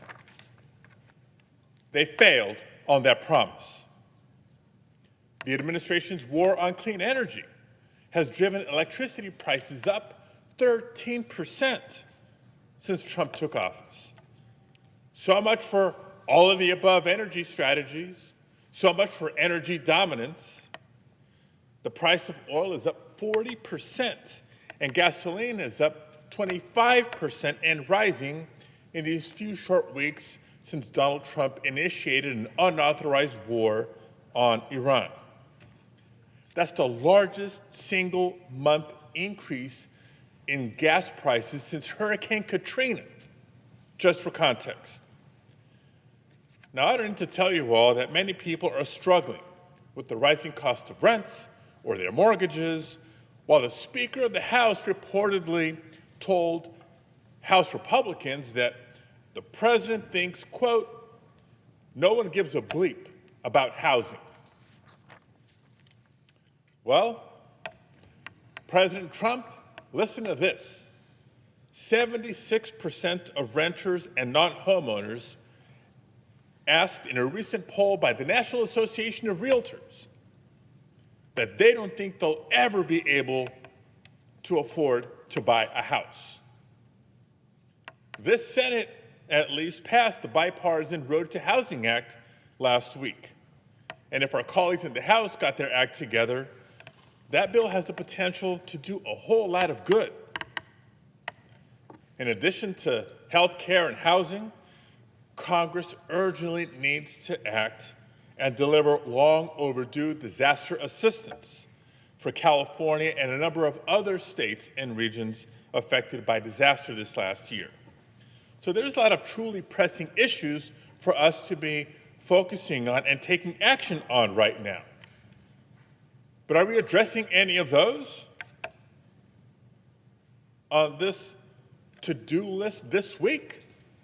No, not even close. Instead of focusing on the affordability crisis or trying to save us from endless wars, Senate Republicans are once again doing Donald Trump's bidding. This time, they're making his conspiracy-fueled election takeover bill their top priority. Now, since we've launched into this debate over the bill, we've already heard all sorts of debunked lies and misinformation and misrepresentations repeated over and over again by our Republican colleagues. So let me make a few things very clear. First of all, no, this is not a simple voter ID bill. The latest version of the SAVE Act is the Trojan horse, actually.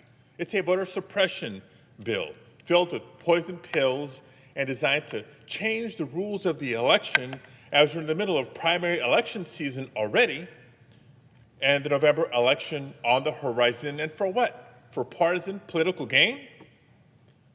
The president himself has said that if this bill passes, Republicans, quote, will never lose a race. For 50 years, we won't lose a race, end quote. The lead sponsor of this bill in the Senate has stated, quote, Republicans will lose power, likely for a long time, if we don't get the Save America Act passed, end quote. Colleagues, it doesn't get any more obvious than that. And here's how it works. The voter ID rhetoric is actually a bait and switch. The SAVE Act does not allow Americans to use their driver's licenses or other common forms of ID to register to vote. That's right. The SAVE Act does not allow Americans to use their driver's licenses or common IDs to register to vote. The SAVE Act would require a passport in order to vote, something that half of Americans don't have.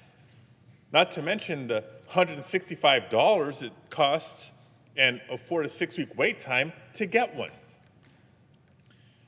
And if you're one of the 148 million Americans who does not have a passport, but you're otherwise eligible to vote, you'll need to, maybe dig through the attic or call your parents to try to find your original birth certificate. That's if you still even have it.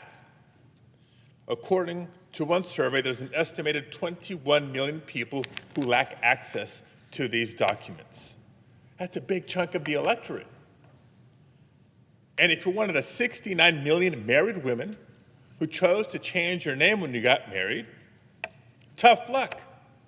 Your name doesn't match your birth certificate anymore, even if you can find the birth certificate.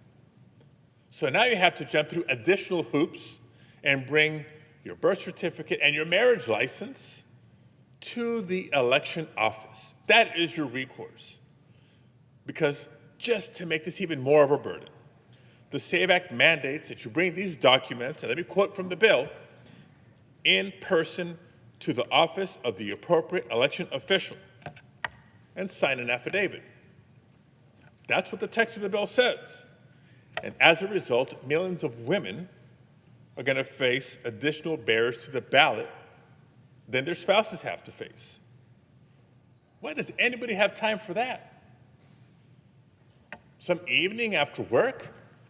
Maybe on a weekend? That's assuming elections offices are open in the evenings and on weekends. So more than likely, someone's going to have to take time off of work to register to vote or renew their registration. What does the SAVE Act mean in practice if, heaven forbid, this passed and was signed into law?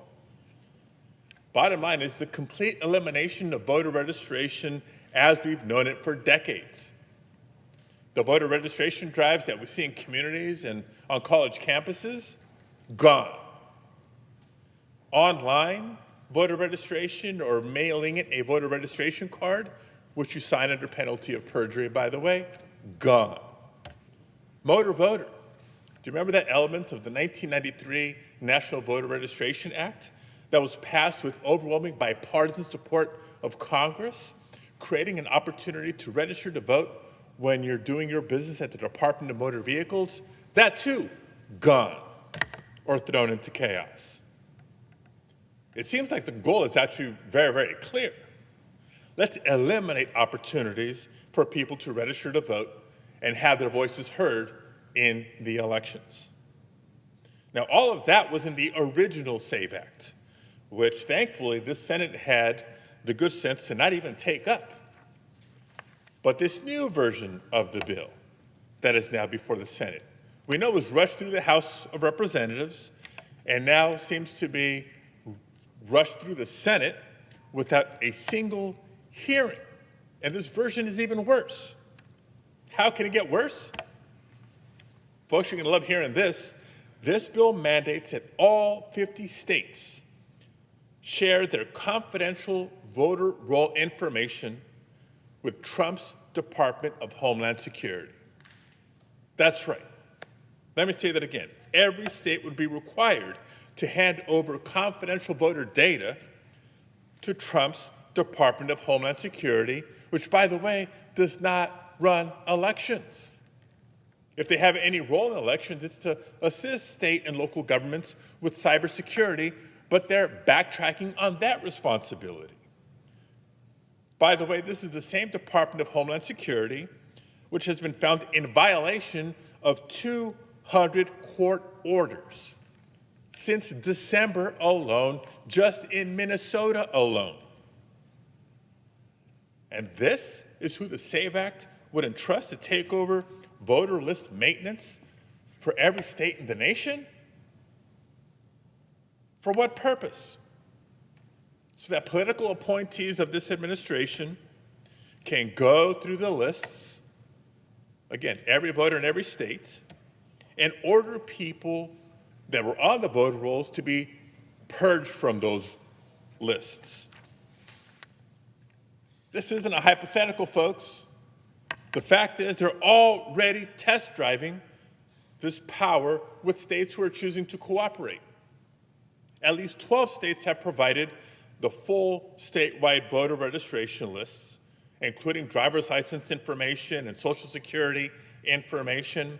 They either did it voluntarily or they succumbed to the political pressure by Donald Trump. And the results of this demonstration should alarm all of us. ProPublica, the Texas Tribune, and other sources have found that rather than identifying non-citizens on the rolls, DHS is sending back to the states false positives, directing people to be removed from the voter list who are actually United States citizens and eligible to vote. That's right. This lawless and incompetent DHS is already trying to purge thousands of eligible Americans from the voter lists. And if this bill were to pass, it would supercharge those efforts with actual congressional authorization. Is that what your goal is? Is that what you intend to do? Not on my watch. Not on my watch. But there's even more troubling provisions in this voter suppression bill. If you listen to Donald Trump, or better yet, just check the White House website. It says, and once again I quote, no mail-in ballots, with only a few very narrow exceptions. So this bill would also ban no excuse absentee voting, which is widely used in 28 states across the country. And according to reports, President Trump himself has voted by mail.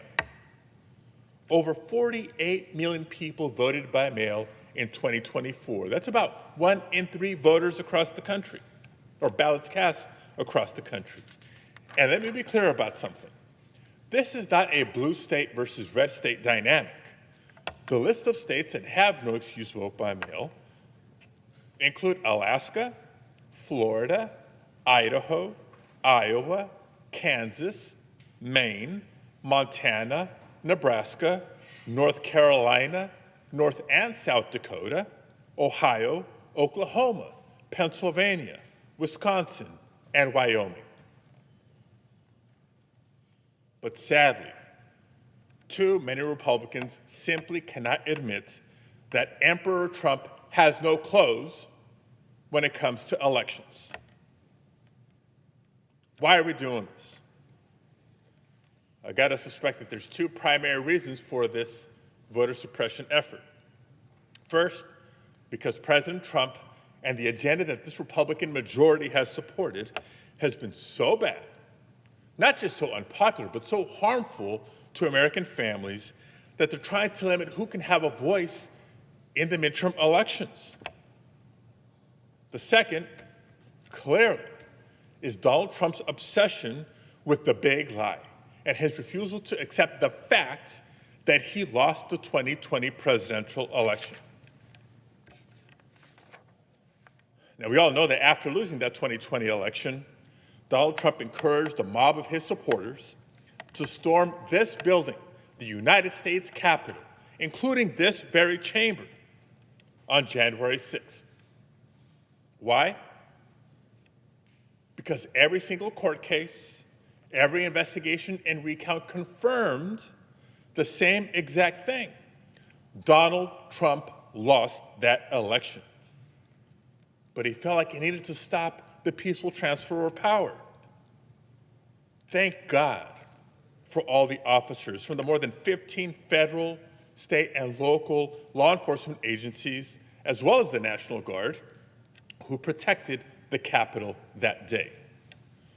And I'm grateful, I hope we're grateful on a bipartisan basis, that we have a plaque commemorating their heroism finally hanging in the Capitol. But here we are 6 years later, and Trump is as obsessed as ever with vengeance, pursuing vindictive prosecutions of his perceived enemies, seizing ballots in Georgia, because I guess he's still trying to find those 11,870 votes, sending subpoenas for the 2020 Cyber Ninjas audit. Yes, the one that found that Joe Biden won Arizona by even more votes than originally thought. So make no mistake, the SAVE Act isn't about protecting our elections, it's about attacking them. Mr. President, as you can tell, I'm strongly opposed to this anti-voter bill, and I will do everything in my power to defeat it. And no, I'm not alone. Senate Democrats will fight this voter suppression bill tooth and nail, day after day, night after night, for as long as it takes to protect our democracy. Thank you, Mr. President. I yield the floor.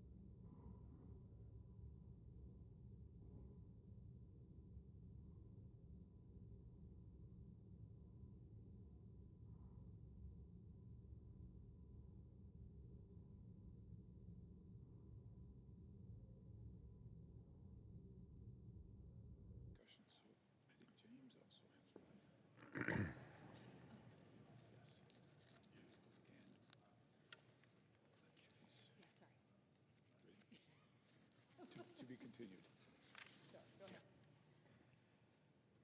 Mr. President. Oklahoma.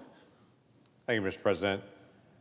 250 years ago, actually 250 years ago this summer, we wrote a letter to good King George III. And in that letter, we now call the Declaration of Independence, we complained about foreign intervention into the activities of Americans, the colonists, who wanted the right to be able to actually control our own destiny. We wanted the ability to be able to speak for our own future, decide for our own families, without having foreign interference coming across an ocean to be able to affect us. We determined that we wanted to run our own nation. Now, 250 years later, we still want to run our own nation. We want to make our own decisions without foreign interference, without anyone stepping in and telling us as Americans who we're going to be and what we're going to do. We disagree with each other enough. We don't need individuals from the outside coming in and expressing their opinion. We handle this as Americans. And the way that we do that is with elections. Elections have been routinely done through the history of our country since our Constitution was ratified in 1789. It has been a distinguishing mark of the United States. We're the oldest functioning constitutional democracy in the world. And in our republic, we choose representatives. Those representatives speak on our behalf. And if we decide we don't like them for whatever reason, we choose different representatives. But we, as Americans, choose our own path through our own elected officials. That's what we do, and we do it on a regular, consistent basis. Now, in the earliest days, it was literally a wooden box and slips of paper.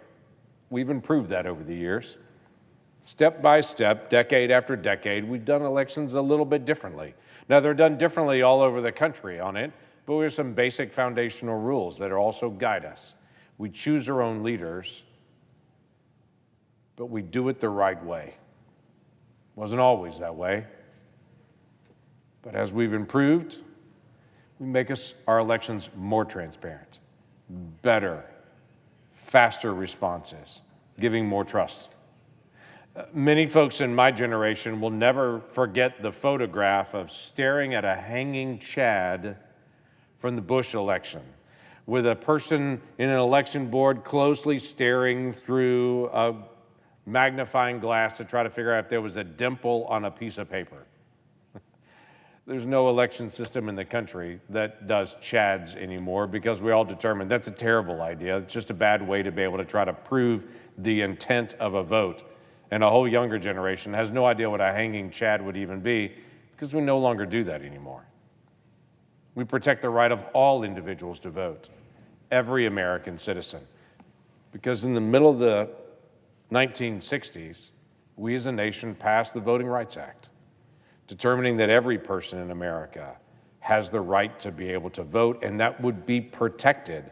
That if there'd be any jurisdiction in the country that would violate that a federal court could literally step in and to say, no, every single citizen of the country would have a protected right to vote. In fact, if you want me to read it to you, the Voting Rights Act actually begins with this simple statement: all citizens of the United States who are otherwise qualified by law to vote at any election by the people in any state, territory, district, county, city, parish, township, school district, municipality, or other territorial subdivision shall be entitled and allowed to vote.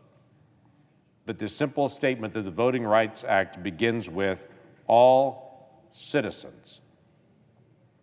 What's interesting is the Voting Rights Act protected the ability of a court to step in and say if some citizen is not being allowed to vote, the courts can step in and mandate that that actually occurs, but it did not set up a way to say, are you a citizen at all?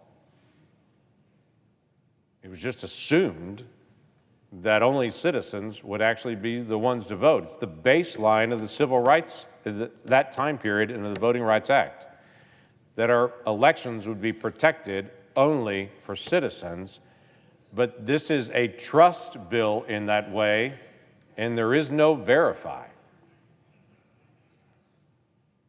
What we as Republicans have brought and brought out of the House and brought to the floor of the Senate is not a trust bill, it's a trust and verify bill.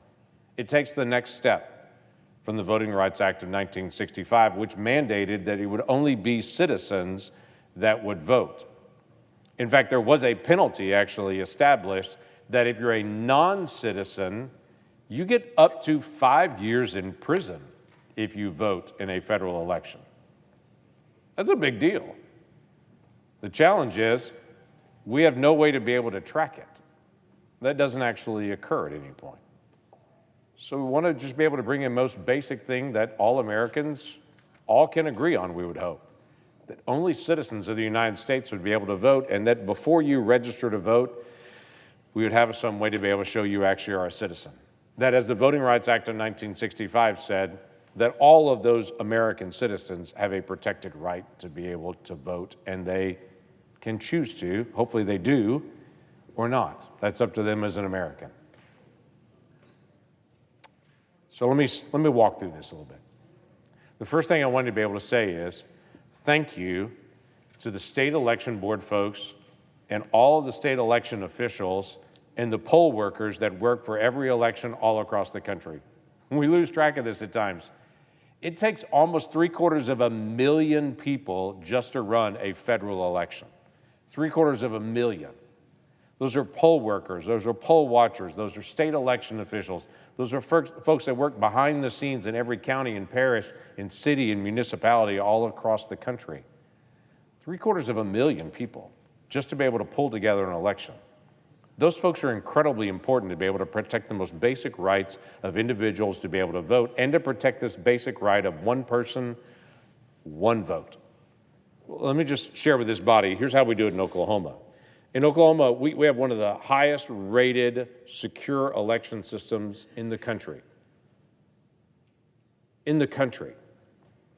And we encourage people to come out and to vote and to participate in the entire process. Some of the things that we choose to do is in all of our polling locations, and every time ballots are actually presented, there's always a Republican and a Democrat poll worker that's always there in every area, always. So both parties are always represented in that, so everyone can look at each other and constantly be able to check the system. We're still old school.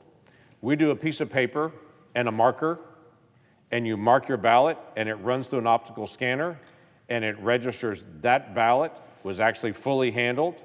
And so at the end of the night, if there's any challenge at all to that ballot, we can go back to the paper ballots and actually count them by hand and to be able to verify all of them. Because we want to make sure that in every single election, we can verify every single vote every single time. In fact, at the end of the night, when the machines are finished, we literally print out on a piece of paper and post on the window of the election board location, wherever this was the election was being held. We actually publicly post out at the instant the election was done that night at 7 p.m. so that it's public information immediately how many votes were taken in this area. So if at some point it shows up later, it was a different number, everyone could see it. We have full verification through the entire process. In Oklahoma, we have voter ID at every single location and every single vote. How do we do it? If you vote in person and you show up to vote on election day, you pull out an ID and you show an ID, every single person. If you vote early absentee, we have that all over our state in county election boards everywhere. As you walk up, you have to pull out an ID and to be able to show that ID to vote. And if you're going to mail in your ballot, we welcome that. But you've got to show ID when you actually do it.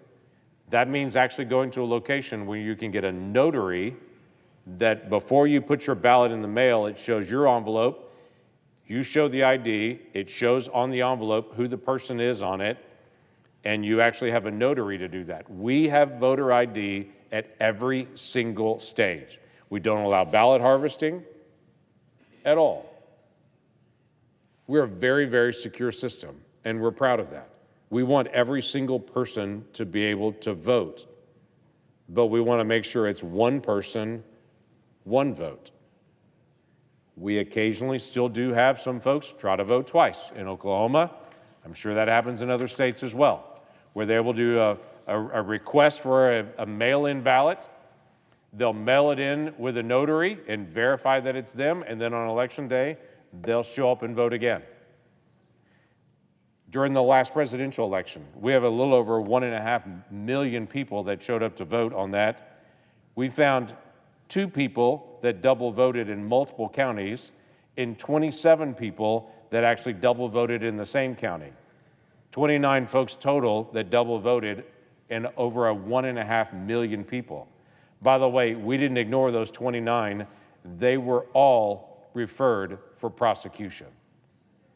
Because according to federal law now, according to federal law, it's up to 5 years in prison if you vote twice. So we refer folks for prosecution to say, we don't allow that. We're careful in how we do the balloting and the voting on this. But we have a voter ID, and we walk through the process to make sure that every person actually has that opportunity to be able to vote. Interestingly enough, in Oklahoma, we asked the question several years ago, how many folks showed up for jury duty, and when they showed up for jury duty, were excused from the jury duty because they went before the judge and said, I'm not a citizen of the United States. This happens all the time, actually, where someone comes in and says, I'm not a citizen of the United States, and so I need to be excused. They're not eligible for a jury if you're not a citizen of the United States. We had about 40 people in Oklahoma that made that claim and said, I'm not a citizen of the United States, but when we checked voter rolls, they were registered to vote. 40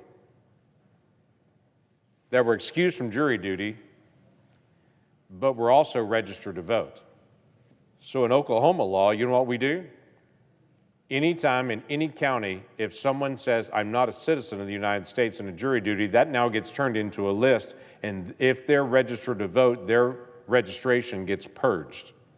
Because we're serious about only Oklahoma United States citizens voting in Oklahoma. You know why? Because 250 years ago, we fought a war against good King George to say we make our own decisions, not someone else outside of our country. We make our own. So we make sure that we purge our own voter rolls. In fact, that is state law to be able to do that. Listen, we have a very simple, straightforward proposition. It's called the Save America Act. The 2 most basic features of this Save America Act should not be controversial. They're simple and straightforward. We have to verify you're an American citizen. It's already federal law right now that you have to be an American citizen. We just don't verify it at all. So this is the trust and verify portion of the bill. We trust you that you're an American citizen. How about we just check? So you have to show that you're an American citizen to be able to register to vote. And the second part of it is you have to have ID to be able to vote. Again, we've done this in Oklahoma for years. This can be done and should be done. And it just shouldn't be that controversial. I have to share, though, just as who I am as a person, Mr. President, as a personal note of privilege on this, I had to smile when I saw the title of our bill as it started working its way through the very calm House of Representatives and was sent over to us. The Save America Act. There are a lot of things that can save America, and this bill is incredibly important. And it's vital that we get it done. But just as personal privilege, can I just say, I personally believe what saves America is if more people had a personal relationship with Jesus Christ. I think that'd be the greatest thing ever to be able to save the nature of our country. Our country's become incredibly divided and angry. People are mad and screaming at each other and don't even know why anymore. 2,000 years ago, a young lawyer walked up to Jesus and said, Rabbi, of all the teachings, of all the commandments that are out there, what's the heaviest? What's the greatest commandment? And he said, the biggest one is to love God with all your heart, soul, mind, and strength. And then he said, you didn't ask me for 2, but let me give you the second one. The second one's just like the first one, he said. To love your neighbor as yourself. If we're going to save America, protecting our voting integrity is incredibly important, and let's get that done. But if we're really going to save America, not just a bill. I think we need to get back to the most basic truth, to restart again and ask ourselves as individuals that make up a nation, if we're going to love God with our heart, soul, mind, and strength, and to love our neighbor as ourselves. And as the old joke says, when the person says, "Who's my neighbor?" the response is probably the person you wish I wouldn't say. That's the person who's your neighbor.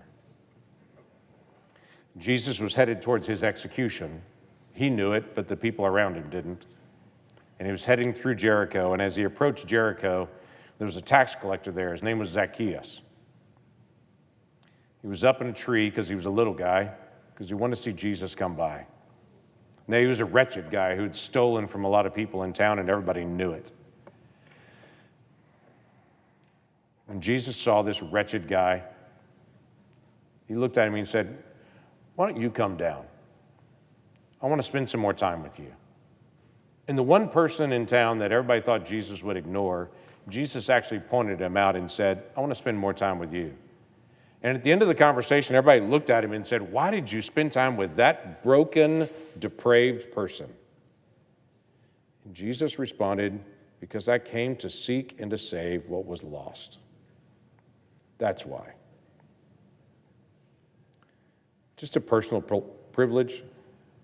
If we're going to talk about saving America, maybe we should start with our own souls.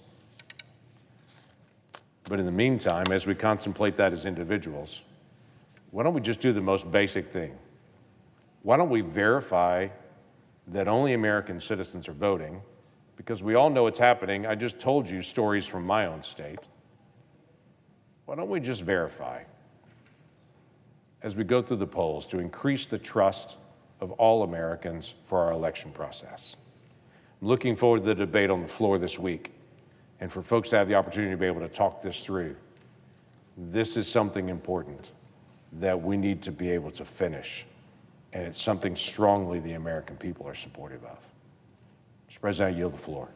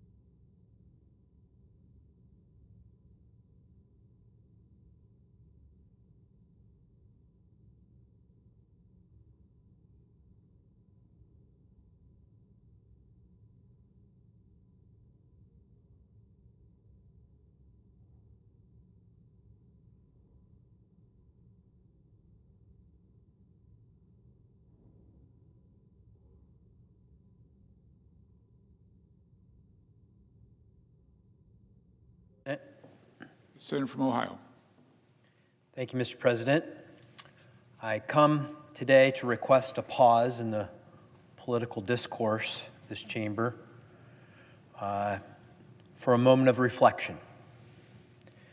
As those both in this chamber and across the nation know, last Thursday, March 12, 2026, an American KC-135 refueling aircraft went down in western Iraq. The crash claimed the lives of the aircraft's 6 crew members. I would like to take a moment of the Senate's time this evening to honor 3 of Ohio's favorite sons, the airmen who were serving in the Ohio National Guard with the 121st Air Refueling Wing at Rickenbacker Air National Guard Base in Columbus. And listening to my colleague, Senator Langford, I will say this, quote a passage from John 15:13. "No love has no one than this, to lay down one's life for his friends." Let me first speak of one of Ohio's favorite sons, Captain Curtis J. Angst. was 30 years old from Wilmington, Ohio. He was a KC-135 pilot with 10 years of military service. He graduated from Wilmington High School in 2014 and enlisted in Ohio's Air National Guard a year later. He earned a degree in aerospace engineering in 2020 from the University of Cincinnati. His family states that his commitment to his country was matched only by his devotion to his wife, Mary, and his passion for music, traveling, and the outdoors. His family stated that, quote, "Those who knew Curtis remember his steady kindness and the joy he carried with him everywhere he went. His constant smile and instantly recognizable laugh made people feel welcome, valued, and part of something bigger." Another family member described Captain Enk's life as one defined by service, generosity, and a genuine love for people. The Air Force says he logged 880 flight hours, 67 of which were in combat. He was promoted to captain just last November. He earned multiple honors, including the Air and Space Achievement Medal and the Meritorious Unit Award. He will be missed by his wife, Mary, his parents, and many more friends and family. Master Sergeant Tyler Simmons. See them all pictured here. There's Curtis. There's Tyler. Master Sergeant Tyler Simmons was 28 years old from Columbus, Ohio. He was a 2015 graduate of Eastmore Academy on Columbus's east side, where he was his high school's quarterback. He loved football and was a loyal fan of Texas Christian University, TCU. His service began in April 2018.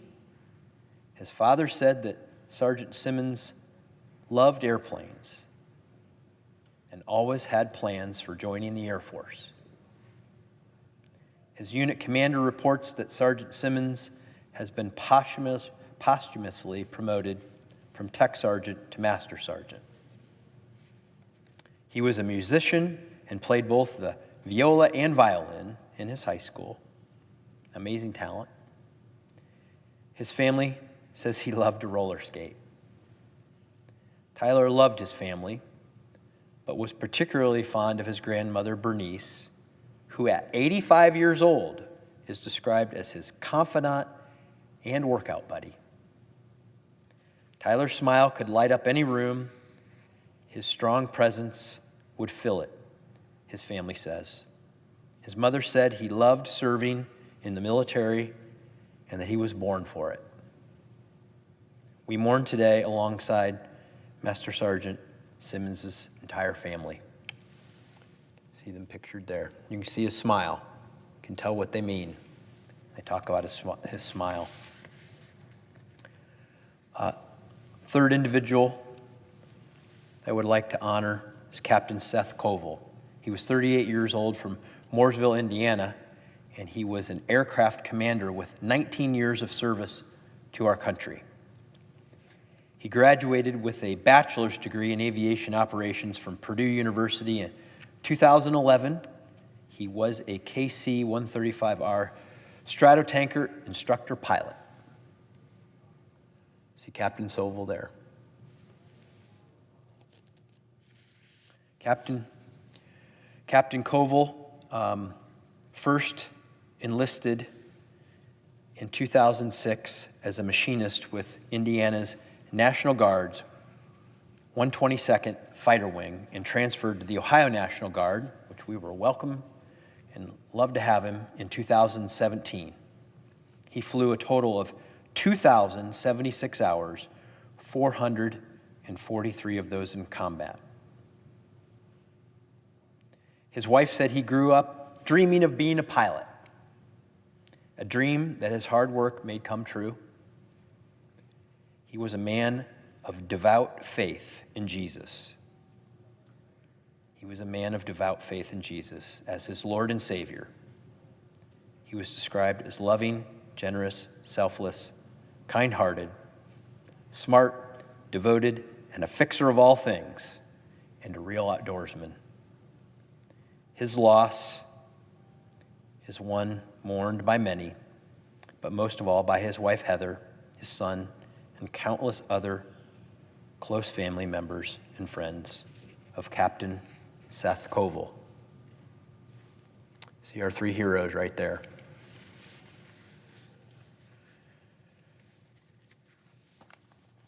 Mr. President, these service members, alongside their three other brothers and sisters in arms, gave the last full measure of devotion to their country last week. I thank my colleagues for hearing their stories this evening, for honoring their service, and for celebrating their lives, and for mourning their loss alongside a grateful nation. Mr. President, I ask unanimous consent that the Senate observe a moment of silence in remembrance of Captain Curtis Angst, Master Sergeant Tyler Simmons, and Captain Seth Koval. Without objection.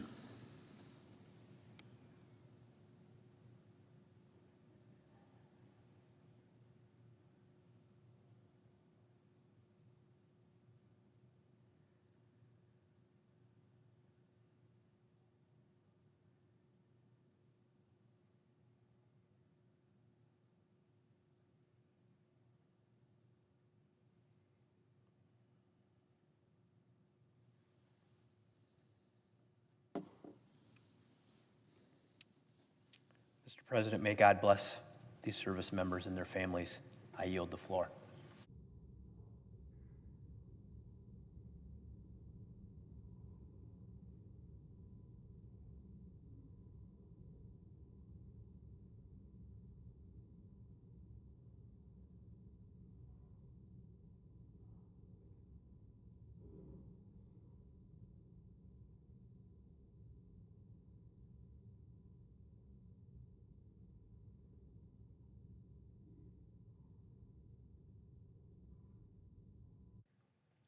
Mr. President. The senior senator from Ohio. Mr. President, I'd like to echo my colleague's sentiment. I think he said it beautifully and perfectly. I think he honored these three brave soldiers really well. I would like to, of course, join him in recognizing Captain Seth Koval, Captain Curtis Angst, and Master Sergeant Tyler Simmons, who made the ultimate sacrifice for the United States of America and gave their lives to our country. You see them pictured here. I'm a dad, kids that age, and I can't imagine what their mom and dad, their siblings, family members must be going through. But Mr. President, it's far too easy for us to take the blessings of freedom and liberty for granted here in America. We are lucky to live in a stable democracy. And while our public discourse can sometimes be heated, I look at my colleague from Vermont, and sometimes at the end of the day, we leave and we're frustrated and aggravated about why we can't get this or that. I think it's important for us to acknowledge that at the end of the day, we still break bread together. At the end of the day, we acknowledge, and at least we must acknowledge, that what unites us is much, much greater than what divides us. The honest truth is that we live in the luckiest country. We're absolutely the luckiest people on earth to live here in the United States of America.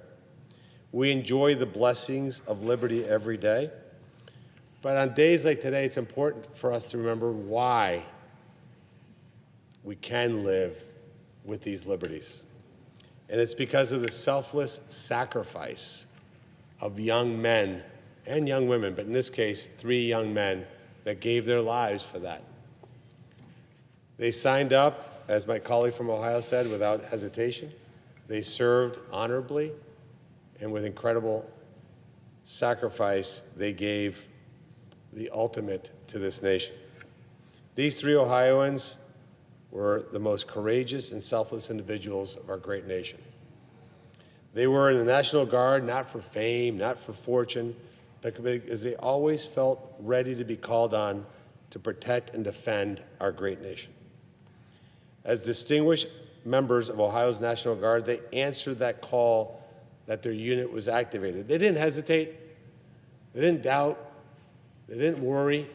They were ready to go and serve, not for themselves, for all of us, every single one of us. It's their sacrifice that allows us to debate the issues of this democracy every single day. So, Mr. President, when the Senate concludes its business today, and each of us goes our own merry way, and we sleep in safety and peace, let us not forget that there is a soldier in some distant corner of the world standing watch on our behalf, looking out for us. And if their families are anything like my family and like my wife, there's a mom waiting by the phone, hoping and praying that they never get the call that these three soldiers' families got. As we think of those young airmen, Captain Kova, Captain Angst, Master Sergeant Simmons, who put their lives in harm's way for this country, let us remember these words from the Air Force Chaplains Corps Book of Prayers. And I quote, "Our Heavenly Father, it is in this hour of stunned grief, our first reaction is silence. But in our silence, as many airmen before us have done, we turn to you and ask for your presence and reassurance and guidance." My colleague, Senator Houston, and I have put together a resolution honoring the families. We will file that tomorrow in the United States Senate. We will also fly to Dover Air Force Base to pay our respects for the airmen in person.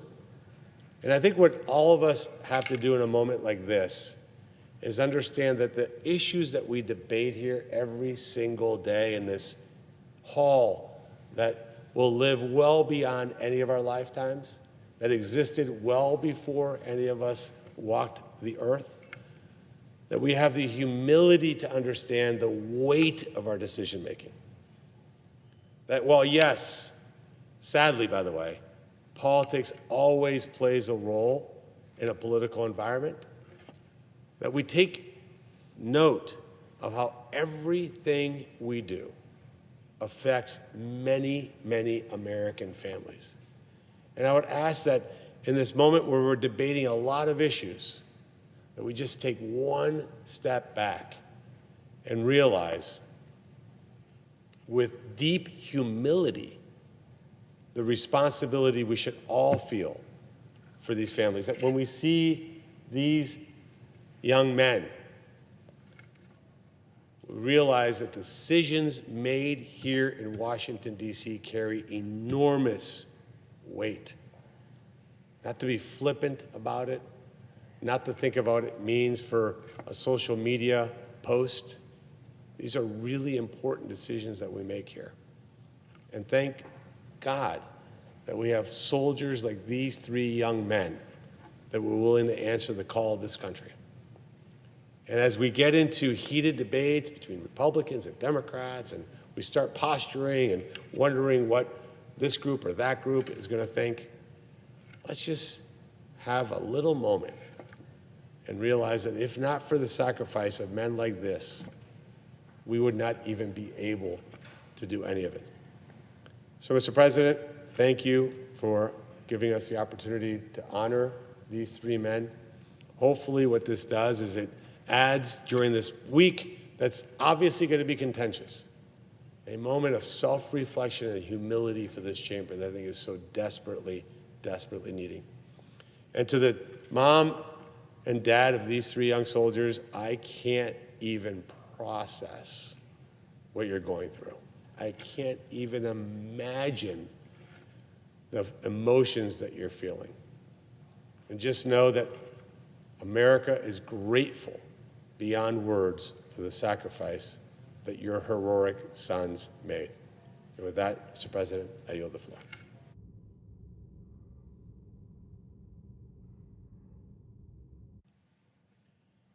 Mr. President. Senator from Delaware. Mr. President, I'd like to begin by referencing the remarks of my colleague from Ohio and expressing my gratitude for the service and sacrifice of the airmen lost in action over Iraq recently. As many know, Dover Air Force Base in Dover, Delaware, is where the remains of every American who falls in service to our nation overseas first returns to our soil. My state and the men and women of the Dover community and Dover Air Force Base have long considered it a sacred obligation, a blessing, and an opportunity to welcome the families who are grieving, to help prepare their sons and daughters for ultimate burial in their home states. And we have welcomed many senators from across the country to what's known as a dignified transfer, which they carry out with great solemnity. So let me join my colleagues from Ohio in expressing deep gratitude to the families of those who've fallen in action in the air over Iraq, and for their service and sacrifice, and for the support to the U.S. military that all of us should be offering at this time of great solemnity. With that, Mr. President, I'm going to turn to the issue of the day in front of this chamber. What is the issue of the day? It's a bill known as the SAVE Act.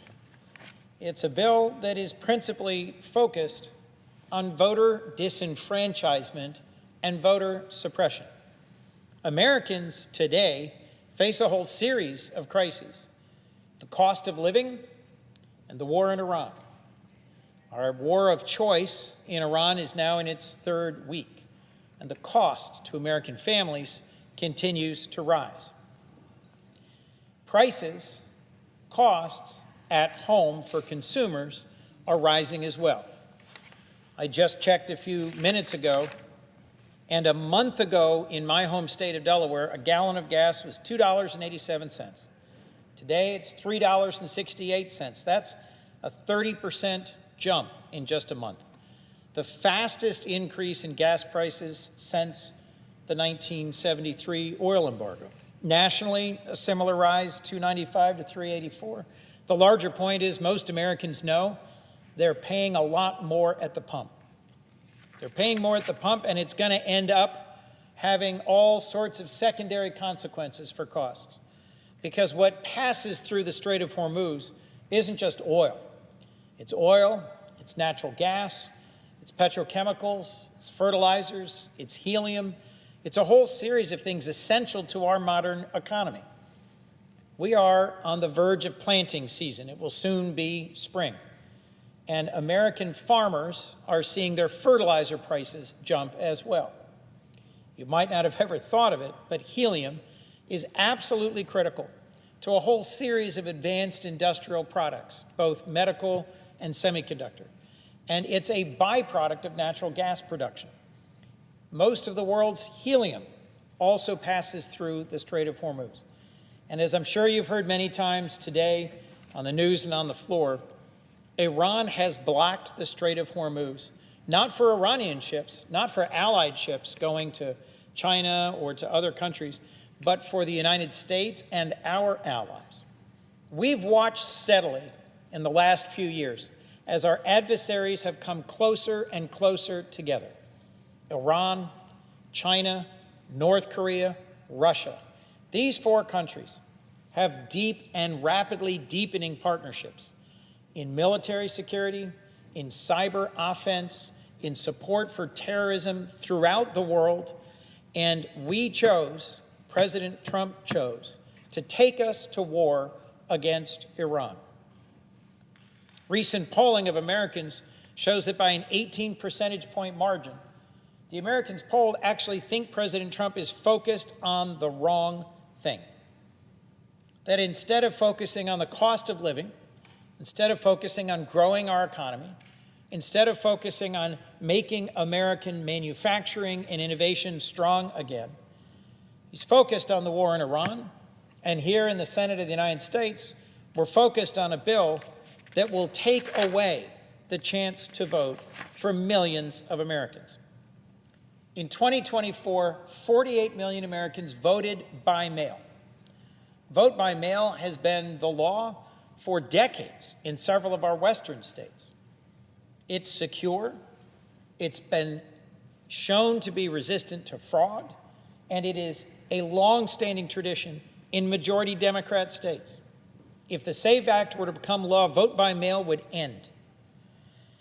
70 million American women would be disenfranchised by this law, including my wife and my mother, because their birth certificates and their current names on their passports and their driver's licenses are not the same.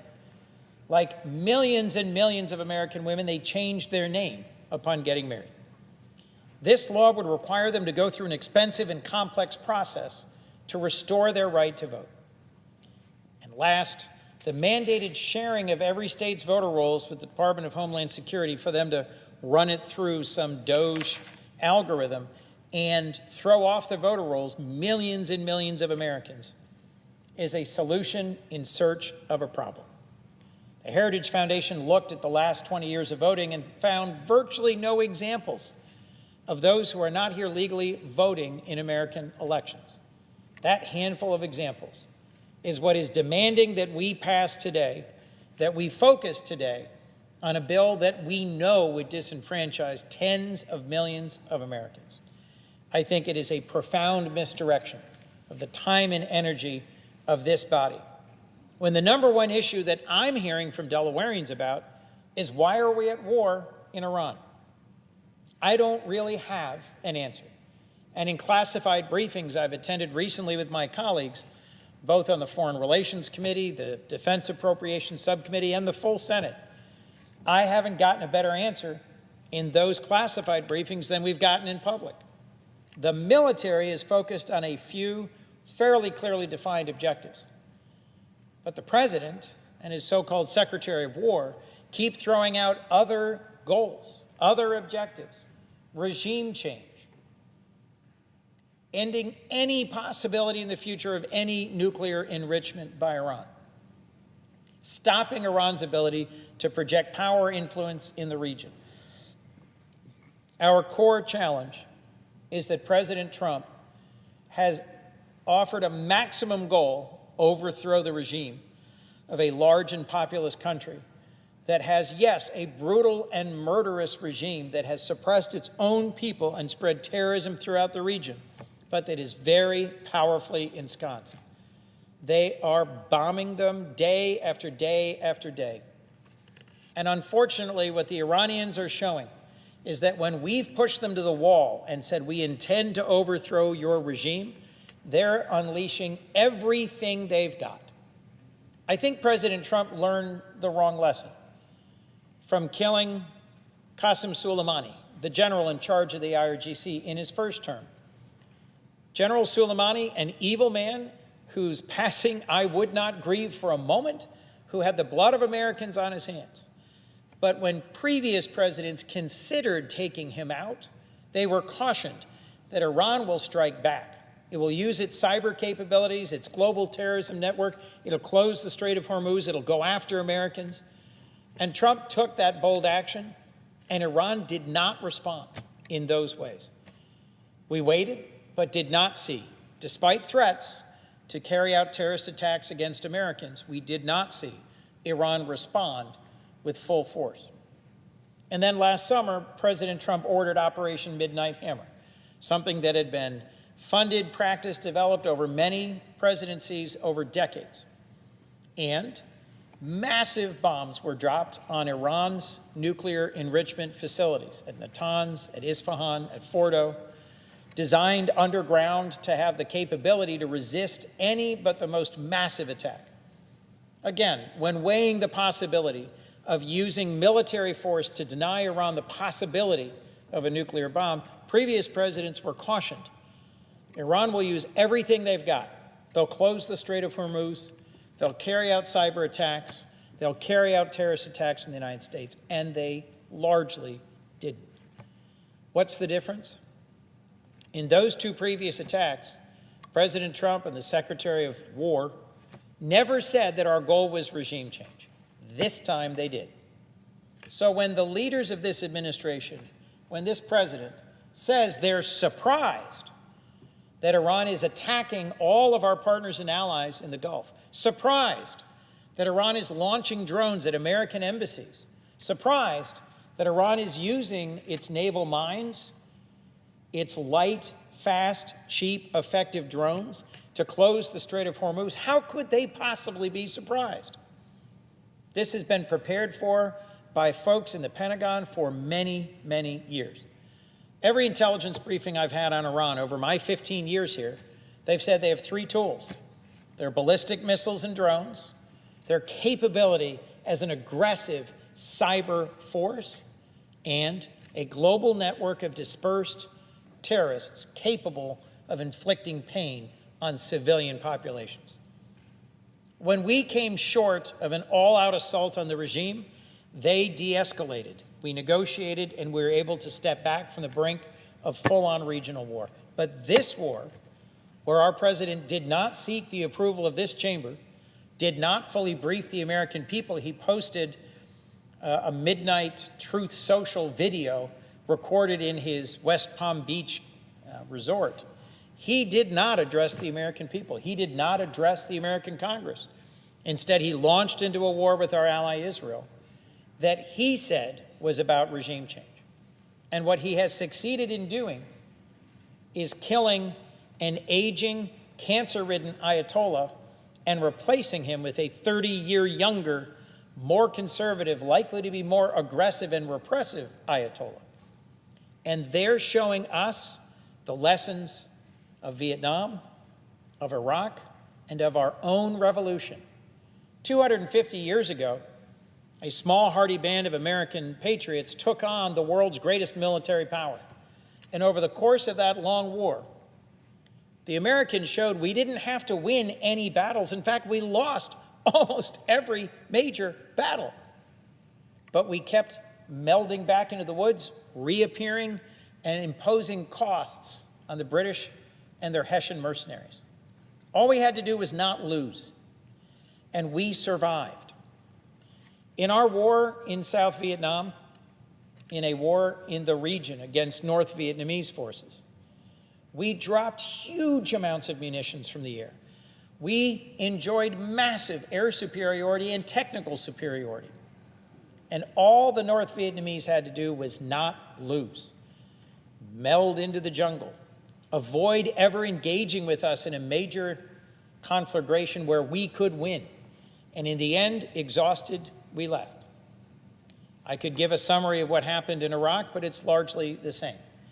We have been tempted to believe that our massive technological superiority, our ability to deliver weapons and armaments with great precision at huge volume will inevitably win the war in Iran, when in fact, with their back against the wall, this hateful, murderous regime of the mullahs and ayatollahs in Tehran is perfectly capable of suppressing their own people and of using their thousands of drones to keep plinking away at Dubai, at Qatar, at Oman, at Saudi Arabia, at our embassies, hurting our families, and taking the lives of our soldiers. Folks, in my view, the costs are just too high. We've lost 13 brave American soldiers so far. We've had chaos and dislocation at our embassies and consulates that were not adequately prepared to be evacuated. We've seen the cost of gas and fertilizer and natural gas and oil skyrocket, all of which could have been dealt with more responsibly through better planning. Last, when you're going into a fight, you want as many allies as possible by your side. President George W. Bush made the case to the United Nations, to the Congress, and to our allies, and assembled a coalition. Today, when President Trump acts surprised that Iran is closing the Strait of Hormuz, he is desperately at the last minute calling up and haranguing leaders of our long-trusted closest allies. And surprised, because they weren't involved in the run-up to this war, many have demurred. Then Trump commits again what I think is a horrible offense against our NATO allies. He said yesterday, NATO has never stood by us I knew all along we couldn't count on NATO. Well, Mr. President, it was earlier this year that I led a bipartisan delegation to Denmark, at exactly the time that our president was threatening to extract Greenland from Denmark, either by force or by the use of tariffs against our closest NATO partners. And during that fight, President Trump said, "We never asked NATO for a thing, and they never did a thing for us." And Senator Tillis and I and our delegation went and laid a memorial wreath at the site where Danes remember the 52 Danish soldiers who died serving alongside Americans in Afghanistan and Iraq. It is not true that NATO has never come to our defense and NATO has done nothing for us. In fact, only once has the NATO self-defense, mutual defense treaty been invoked, after 9/11, by our NATO allies, at our request for our defense. And nearly a third of the combat casualties of the very long and violent war in Afghanistan were NATO troops.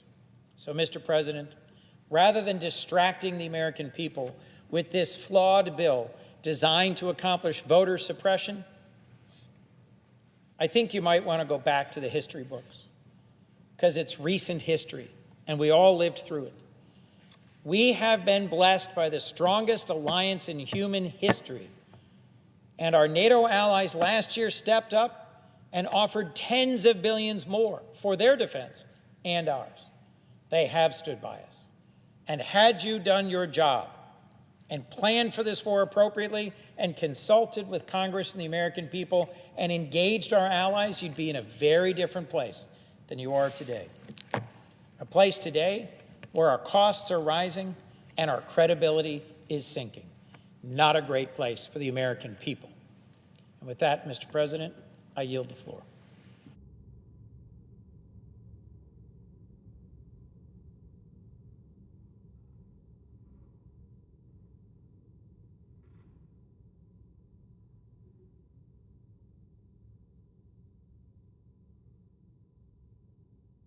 Mr. President, Senator from Vermont. I'd like to speak about the SAVE Act.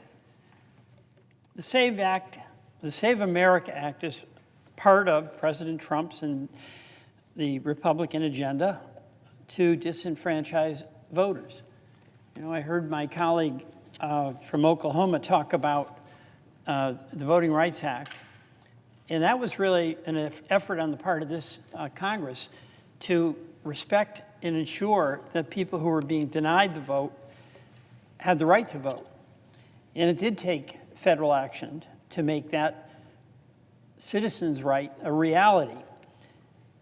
The SAVE Act is really an effort to interfere with the right of people to vote, and it's based on an assertion that is flat out false about widespread voter fraud. And of course, that goes back to January 6th, after the election defeat in 2020, when President Trump then said that that election was rigged and it was false. The outcome was not correct. There was litigation. 63 courts ruled that the president had lost to President Biden. The president is now relying on conspiracy theorists like Kurt Olson, one of the lawyers who pushed Trump's Stop the Steal efforts in court, to now lead the effort seizing election materials related to the 2020 election. And those claims have been debunked, even by many Republican elected officials. A lot of our local Republican elected officials care deeply about protecting the right of citizens to vote. Last month, President Trump said that the Republicans should, quote, take over the election administration in 15 states. In any attempt by a president, including this president, to take over elections is flat out unconstitutional, as Article 1, Section 4 of the Elections Clause of the U.S. Constitution gives states the duty to administer elections, and Congress the ability to legislate laws around election administration. The executive branch itself has literally no role in direct election administration. And this system works. It's worked well for 250 years. because the states are best positioned to identify and create policies that meet the needs and accommodations of their own communities. There's public reporting that officials in President Trump's White House have been coordinating with far-right activists and operatives like Jerome Corsi to declare a baseless national emergency. We've heard that term used quite a bit in this administration, but to declare a national emergency surrounding the 2026 election. That term has been used, it's been invoked to justify the imposition of tariffs unilaterally by the president with respect to the IEEPA tariffs. The Supreme Court held that that position was unconstitutional. We haven't had the court weigh in on, quote, a national emergency that may be declared around voting, but it's worth very much taking seriously. The Trump administration has defunded election security infrastructure, while at the same time making false claims that our elections are insecure. The administration has gutted the Cybersecurity and Infrastructure Security Act, known as CISA, which Congress created in 2018 to oversee programs responsible for securing our elections, like the cyber threat intelligence. The administration is also trying to seize voters' personal data in violation of federal privacy laws, despite research proving that non-citizen voting is very, very rare.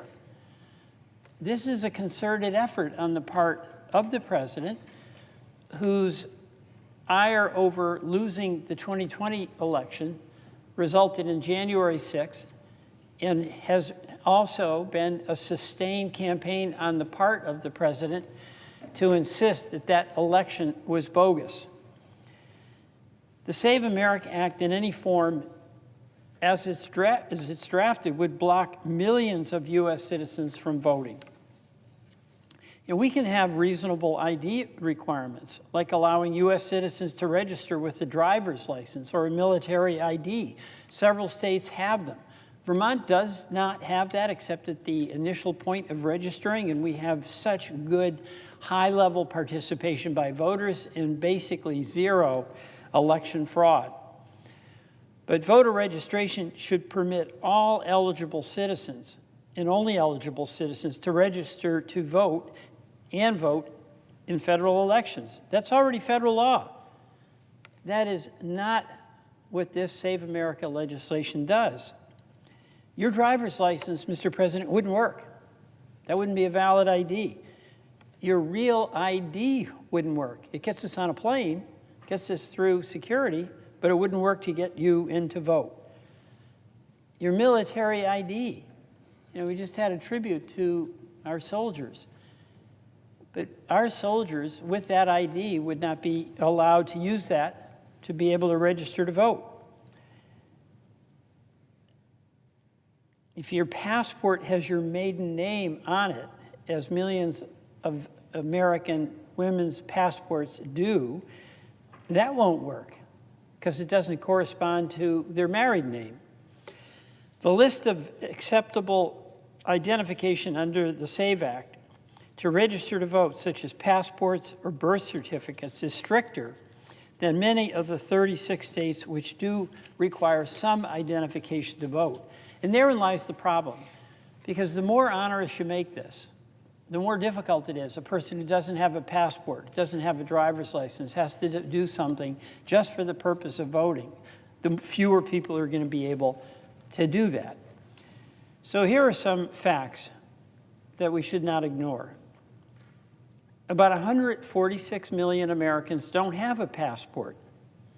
In 2024, 153 million Americans voted.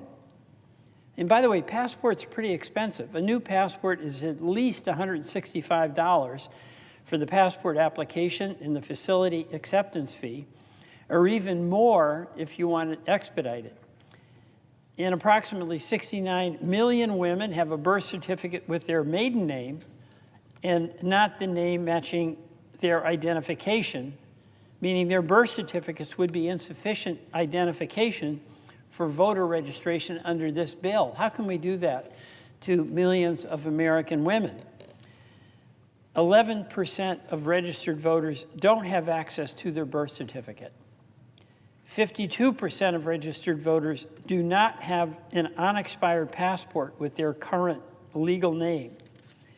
And 9% of all eligible voters do not have or do not have easy access to documentary proof of citizenship. These details really matter. You know, it's not just the top line name, voter ID. It's what is in this legislation that limits what can be a legitimate voter ID for the purposes of voting. And even if voters were to provide documentary proof of citizenship, verifying the authenticity of those documents is an inherently complex task, when that election officials in motor vehicle departments often don't have the resources or training to perform. Mr. President, the Save America Act would disenfranchise Americans of all ages and races, but younger voters, rural voters, poorer voters would suffer disproportionately. Rural voters, and by the way, 60% of whom identify as Republican, would face some of the largest hurdles to showing up in person at their election office to register to vote. Many rural voters rely heavily on remote voter registration methods that would be effectively blocked by the Save America Act, such as registering to vote online or mailing in an application.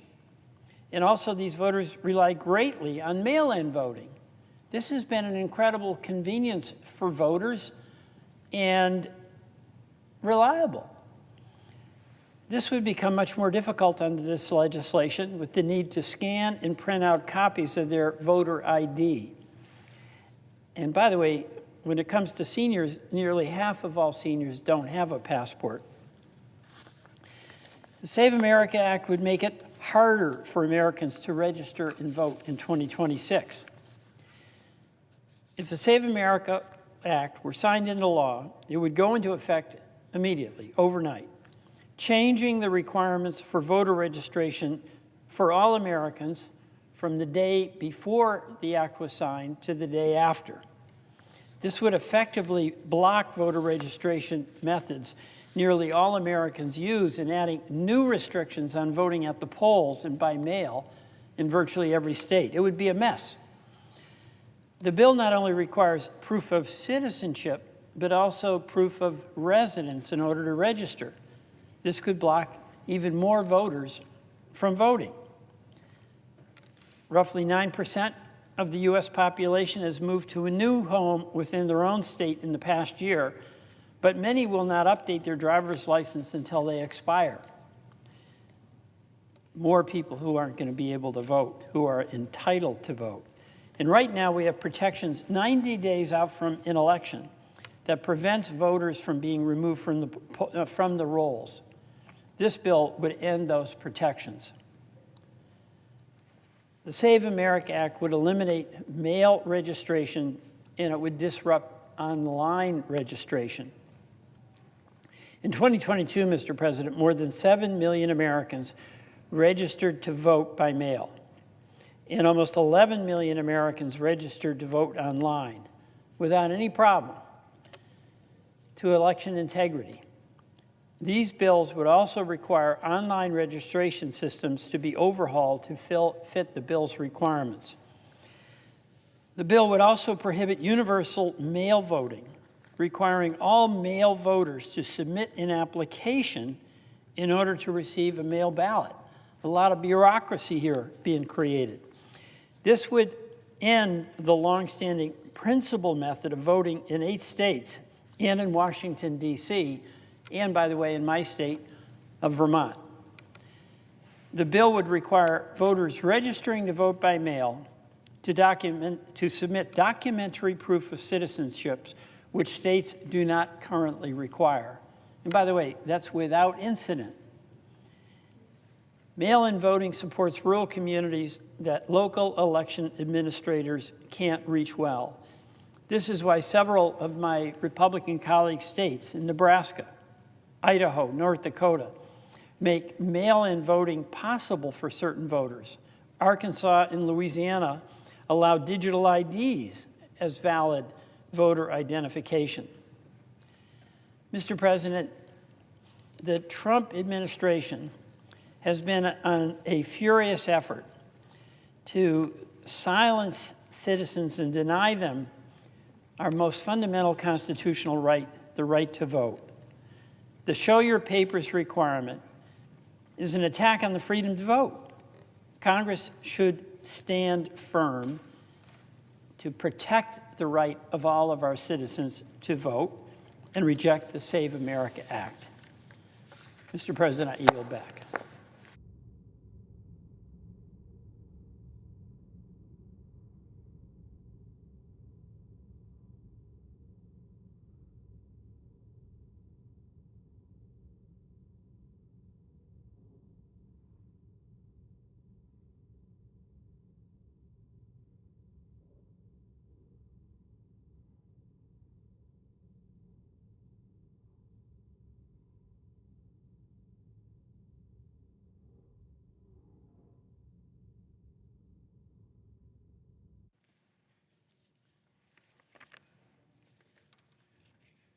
Mr. President. Senator from Connecticut. Thank you, Mr. President. I'm honored to follow my very eloquent colleague from Vermont in the common cause that brings us to the floor tonight, which is to say no to a bill that so fundamentally and far-reachingly would undermine, in fact, destroy our democracy. It may sound like an exaggeration, but it is the truth. Republicans want you to believe that this bill is about making sure that citizens vote. Actually, it's about making sure that citizens cannot vote. Trump and the Republicans can't win their policy decisions, so they must win by taking away the vote this November and for elections to come. And make no mistake, this bill will take away votes from millions of Americans. Literally, it will roll back the clock on the civil rights era, on decades earlier during Reconstruction, on the Civil War itself.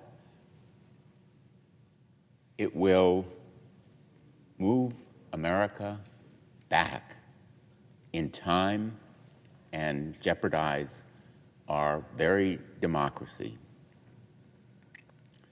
The simple fact is, 21 million Americans do not have the requisite documentation this bill requires to register to vote. Passports are expensive. A passport book costs more than $100. And birth certificates are not readily accessible to many, many people. I have to admit, I don't know where my birth certificate is. And there are many people who may not have their birth certificate at all and will have to try to track it down and then spend the money that's necessary to obtain it. And then for 69 million married women who've changed their names, but whose documentation reflects at birth their maiden names, they will be required to provide documentary proof of citizenship plus additional documentation like a marriage certificate, or they'll have to sign an affidavit. The Save America Act is not about saving America. If it were, it would not make it harder for service men and women, our veterans and our military families to vote. Think of it for a moment. It fails to recognize military IDs as valid proof of citizenship. I want to emphasize this point for a moment because I think it so epitomizes what is evil about this legislation. A military ID can grant service members access to military bases, highly secure, sometimes classified, and in some cases, restricted facilities. But under this Republican proposal, it just isn't enough to allow those service members access to the ballot box, the foundation of democracy. They can go to bases, they can go to restricted areas, they can go to other kinds of military facilities, but they cannot go to vote.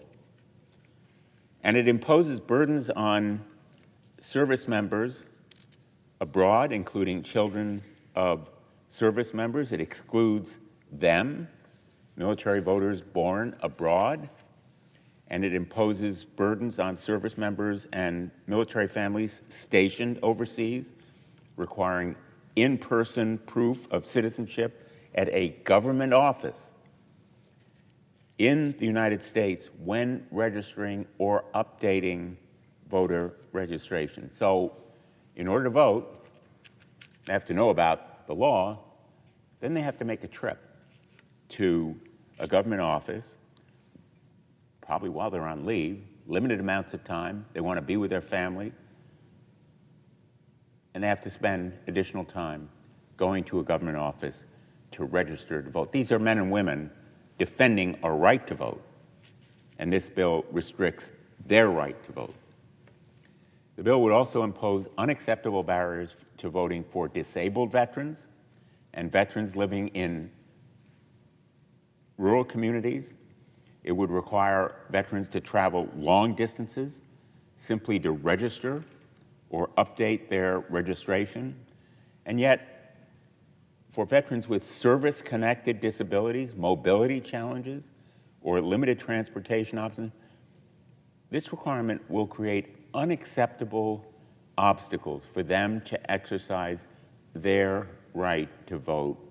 Veterans, again, who serve and sacrifice for our country, who defend our rights and liberties, including the right to vote, would themselves effectively be denied that right. It's wrong. It's wrong morally.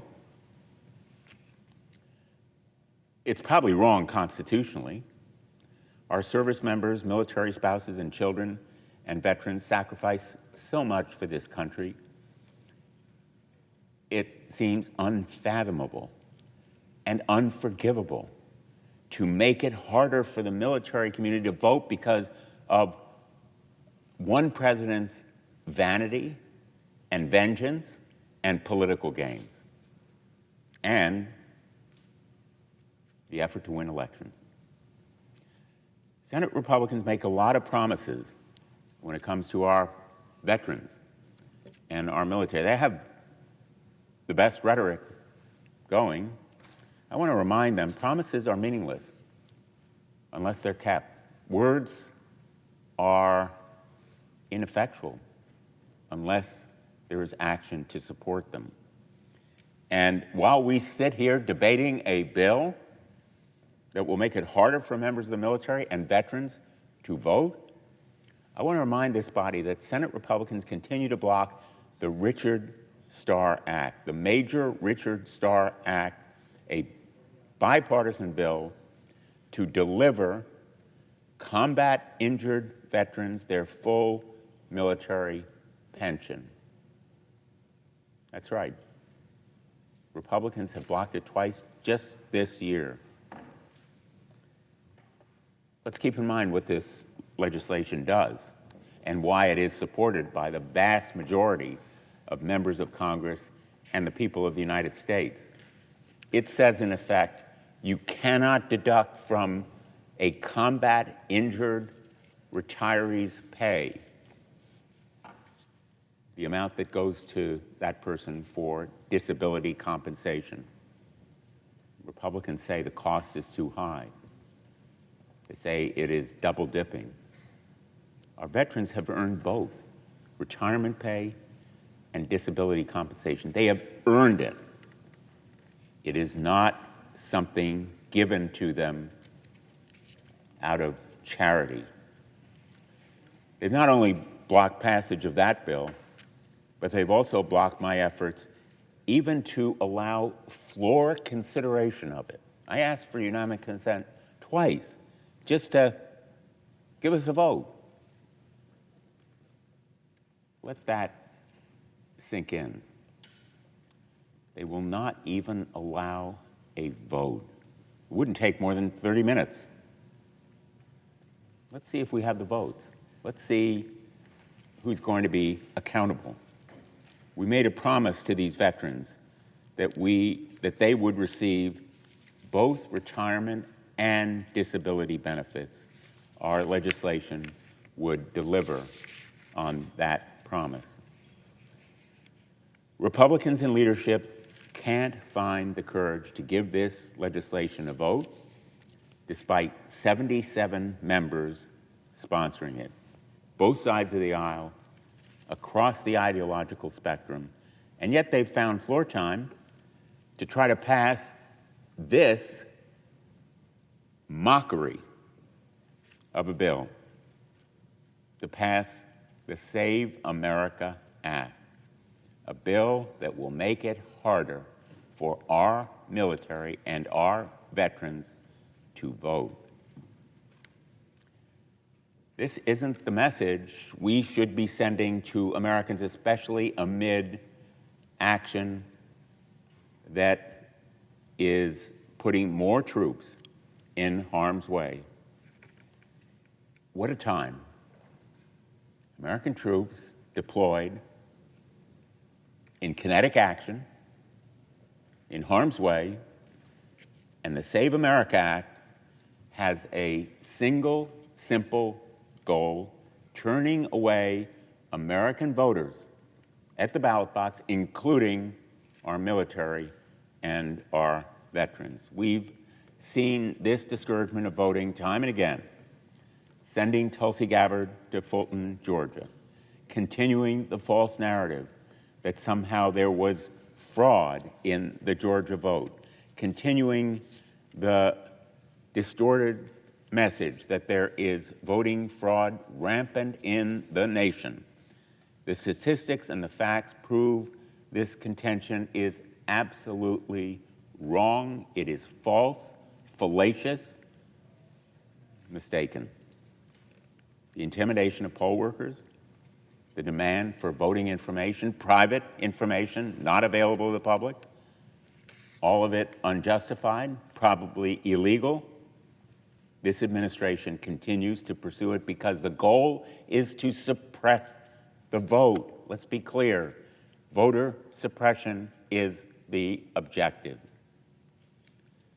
This bill is the cornerstone of that vast voter suppression effort. I'll give them credit for its consistency.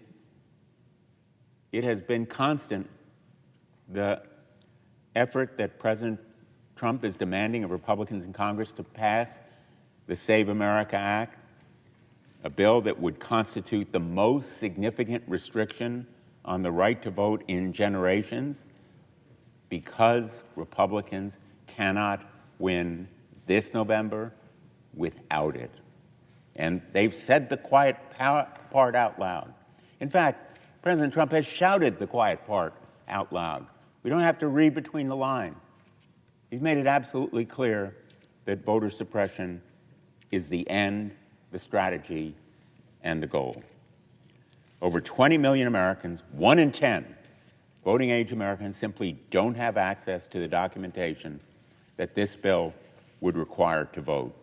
Voting identification in some form ought to be required, no question. This is not a voter identification bill. It's a voter purge bill. It would take that private information from voter rolls and, in effect, eliminate those names from the rolls based on other information available to the administration. If President Trump were really serious about stopping voter fraud, especially cyber interference, and possible foreign influence, he would not have dismantled the Cybersecurity and Infrastructure Security Agency. He would not have decimated the agency that is responsible for stopping voter fraud. He would not have dismantled the counterterrorism units of the FBI and the Department of Justice. He would make them more robust, devote more resources to them, because that's the way to stop voter fraud, is to have investigators and experts go after it, pursue it, prosecute it. But the goal here is not to go after non-citizens voting, because that problem is negligible. It's minuscule. The objective is to stop legitimate voters from going to the polls. 250 years ago, America broke from the chains of monarchy. They chose democracy, a government that's supposed to be by and for the people.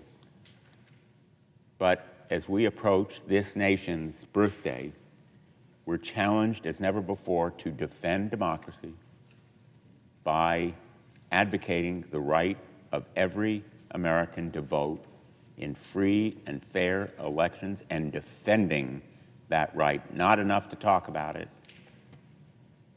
but to defend it. Thankfully, we still do have our democracy. It's under threat as never before. We're seeing the tentacles of totalitarianism begin to strangle the free press through the FCC's vicious attacks, through the effort to stifle legitimate dissent within our government and among our people. But we know there are people willing to stand up and speak out. We've seen it in the indivisible rallies across the country. We've seen it in voter registration. We've seen it in the anger that we're all hearing and the angst and anxiety about the future of our great nation in peril at the moment. And we will have it as long as we recognize democracy is not a spectator sport. It is not something that's guaranteed unless we defend it. We will have it only so long as we keep it, as Benjamin Franklin warned, and we will have a republic, as he told the person who asked him after the Constitutional Convention, only as long as we can keep it. It's up to us. Our time is now. Thank you, Mr. President. I yield the floor. Senator from Oregon. Mr. President, my colleagues across the aisle are presenting what they call the SAVE Act and are saying it's about stopping non-citizens from voting. But that is not true. This bill is entirely about stopping citizens from voting, taking away the ballot box from millions and millions of Americans. So let's call this bill what it really is: the Stop Citizens from Voting Act, or STOP Act. It's about rigging the next election. And we know so because Donald Trump said it himself. He said, "You pass this act and it will guarantee the midterms and every election for a long time."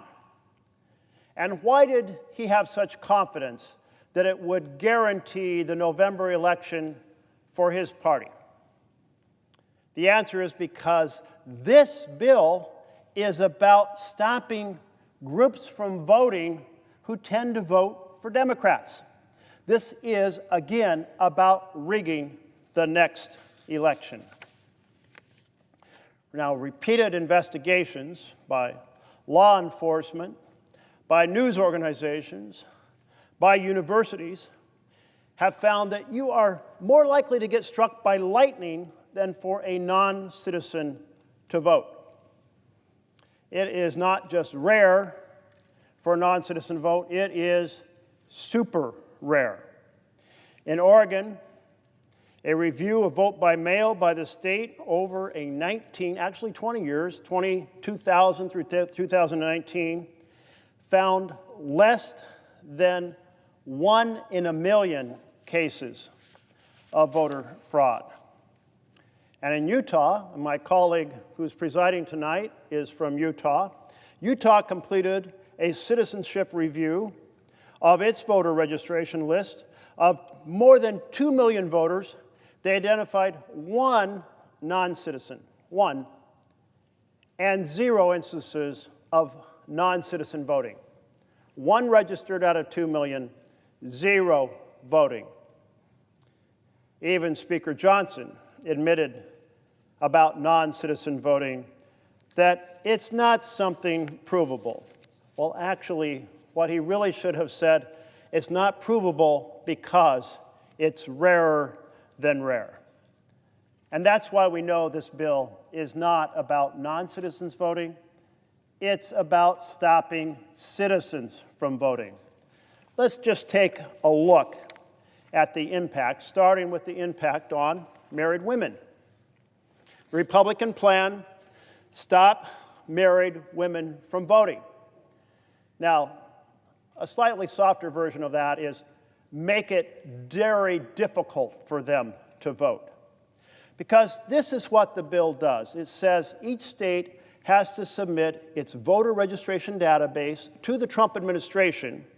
The Trump administration will go through and identify anyone it suspects might not be a citizen. And it has clarified that that means if your last name is different than the name on your birth certificate, you are suspect. Well, where we are, 69 million married women in America changed their names when they got married. That means 69 million American women get pinged by the Trump administration saying, we're not sure you can vote, and you're going to have to start from scratch to re-register. And re-registering is very difficult.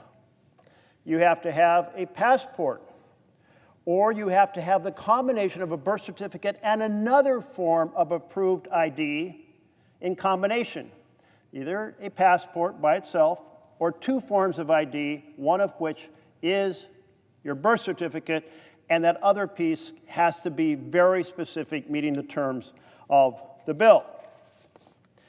In Oregon, our estimate is 700,000 married women would have to re-register to vote, including my wife.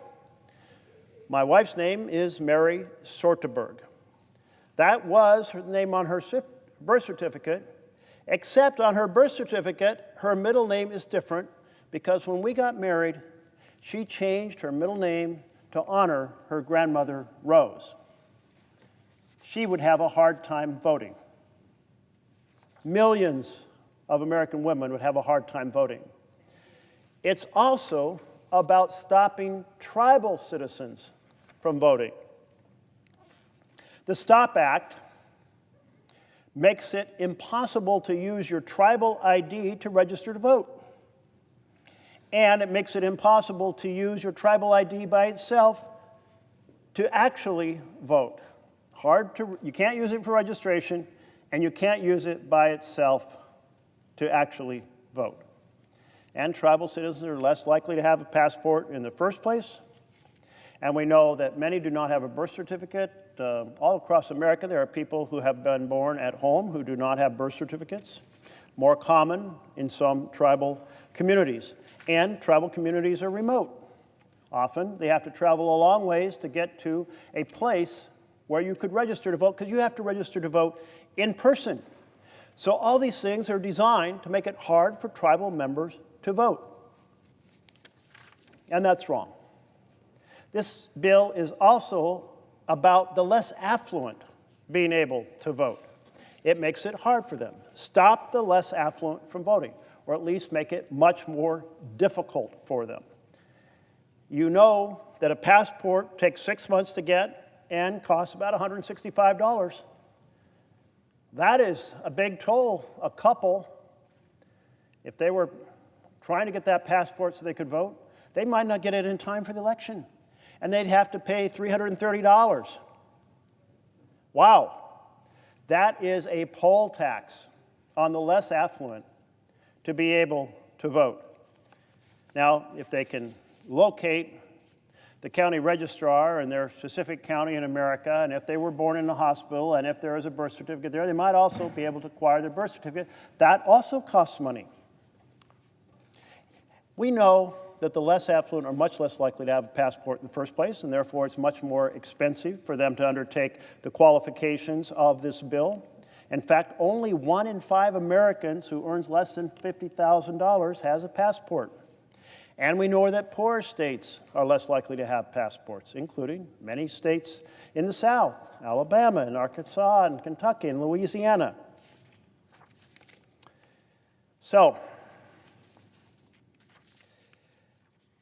we are facing an attack on each of these groups, but that's not the only groups. Let's talk about students. The STOP Act is designed to make it hard for students to vote. First of all, it says you can't have a voter drive. Why? Because you can't register people at their dorm room with ordinary documents, the way it's always been done everywhere. No, they have to go in person to an election center. And who knows where that election center is? And they're going to have to miss class or go to do it. And they're like, well, why can't I upload these documents online to be examined? Well, because they're trying to make it hard for you to vote. Why? Because students tend to vote on the blue side of the aisle. And if you need your birth certificate to register, now, if you're going to school in a different state from where you're registered to vote or where you would register to vote, you would have to travel home. Well, many students don't travel home during holidays because it's expensive. And students often don't have money. Oh, they're rich, they're fine. I'm sure they'll take a private jet to go get their voter registration. But ordinary students, they're struggling to pay that tuition. That's a big imposition to saying you have to travel to another state in order to be able to register to vote. So here we are with yet another attack beyond these groups, and that's an attack on vote by mail. Under the amendment that has been filed by the Republicans this evening, it bans vote by mail. Now let's think about how hard it is to hold an election in a state like Oregon or a state like Utah that vote by mail. Oregon hasn't had a vote at a polling booth in 28 years. So here we are. This law goes into effect immediately. Our primary election in Oregon is on May 20th. How are you supposed to get all those polling places in place, all that whole new system, in just a few weeks' time? Extremely difficult. And then you submit your voter database to Team Trump. They purge it with a very big bias to make it hard for demographic groups that associate more with Democrats to vote. They ping them and say, you're no longer registered, you have to go re-register. And maybe they get that ping, I don't know, the election in Oregon's on May 19th, maybe they get that notice on May 10th. You've got 9 days to get a passport. Not going to happen. You've got 9 days to reach out to your county somewhere around the country where you were born and get a birth certificate. Not going to happen. Millions of people instantly defranchised and an impossible to set up system in a few weeks' time. Those groups that I talked about, students, tribal members, the less affluent, women, this bill is targeted at them with extraordinary precision because this bill is about rigging the November election. And that's exactly what Trump said. You give me this bill, my party will win November and every other election for a long time to come. So, colleagues, this is wrong. Every one of my fellow senators on both sides of the aisle know what this is. This is an attack in a partisan basis to rig the November election. Every person here who took an oath to the Constitution to defend the right to vote knows that this is about rigging the election by stopping people from voting. It's really a violation of your oath of office. So let's not let this happen. This egregious assault by an authoritarian president. We have already seen this authoritarian president take away powers from this body, the House and Senate, Congress, that belong under the Constitution to Congress. Our founders said the power of taxation, including tariffs, belongs to Congress. This president took it anyway and said, I don't care that I'm violating the Constitution, challenge me in court. Took a year for the courts to act. He proceeded to say, I'm going to cancel programs that are both funded and authorized by Congress, which is a violation of law and the Constitution. It's the power of the purse. And he said, I don't care, challenge me in court.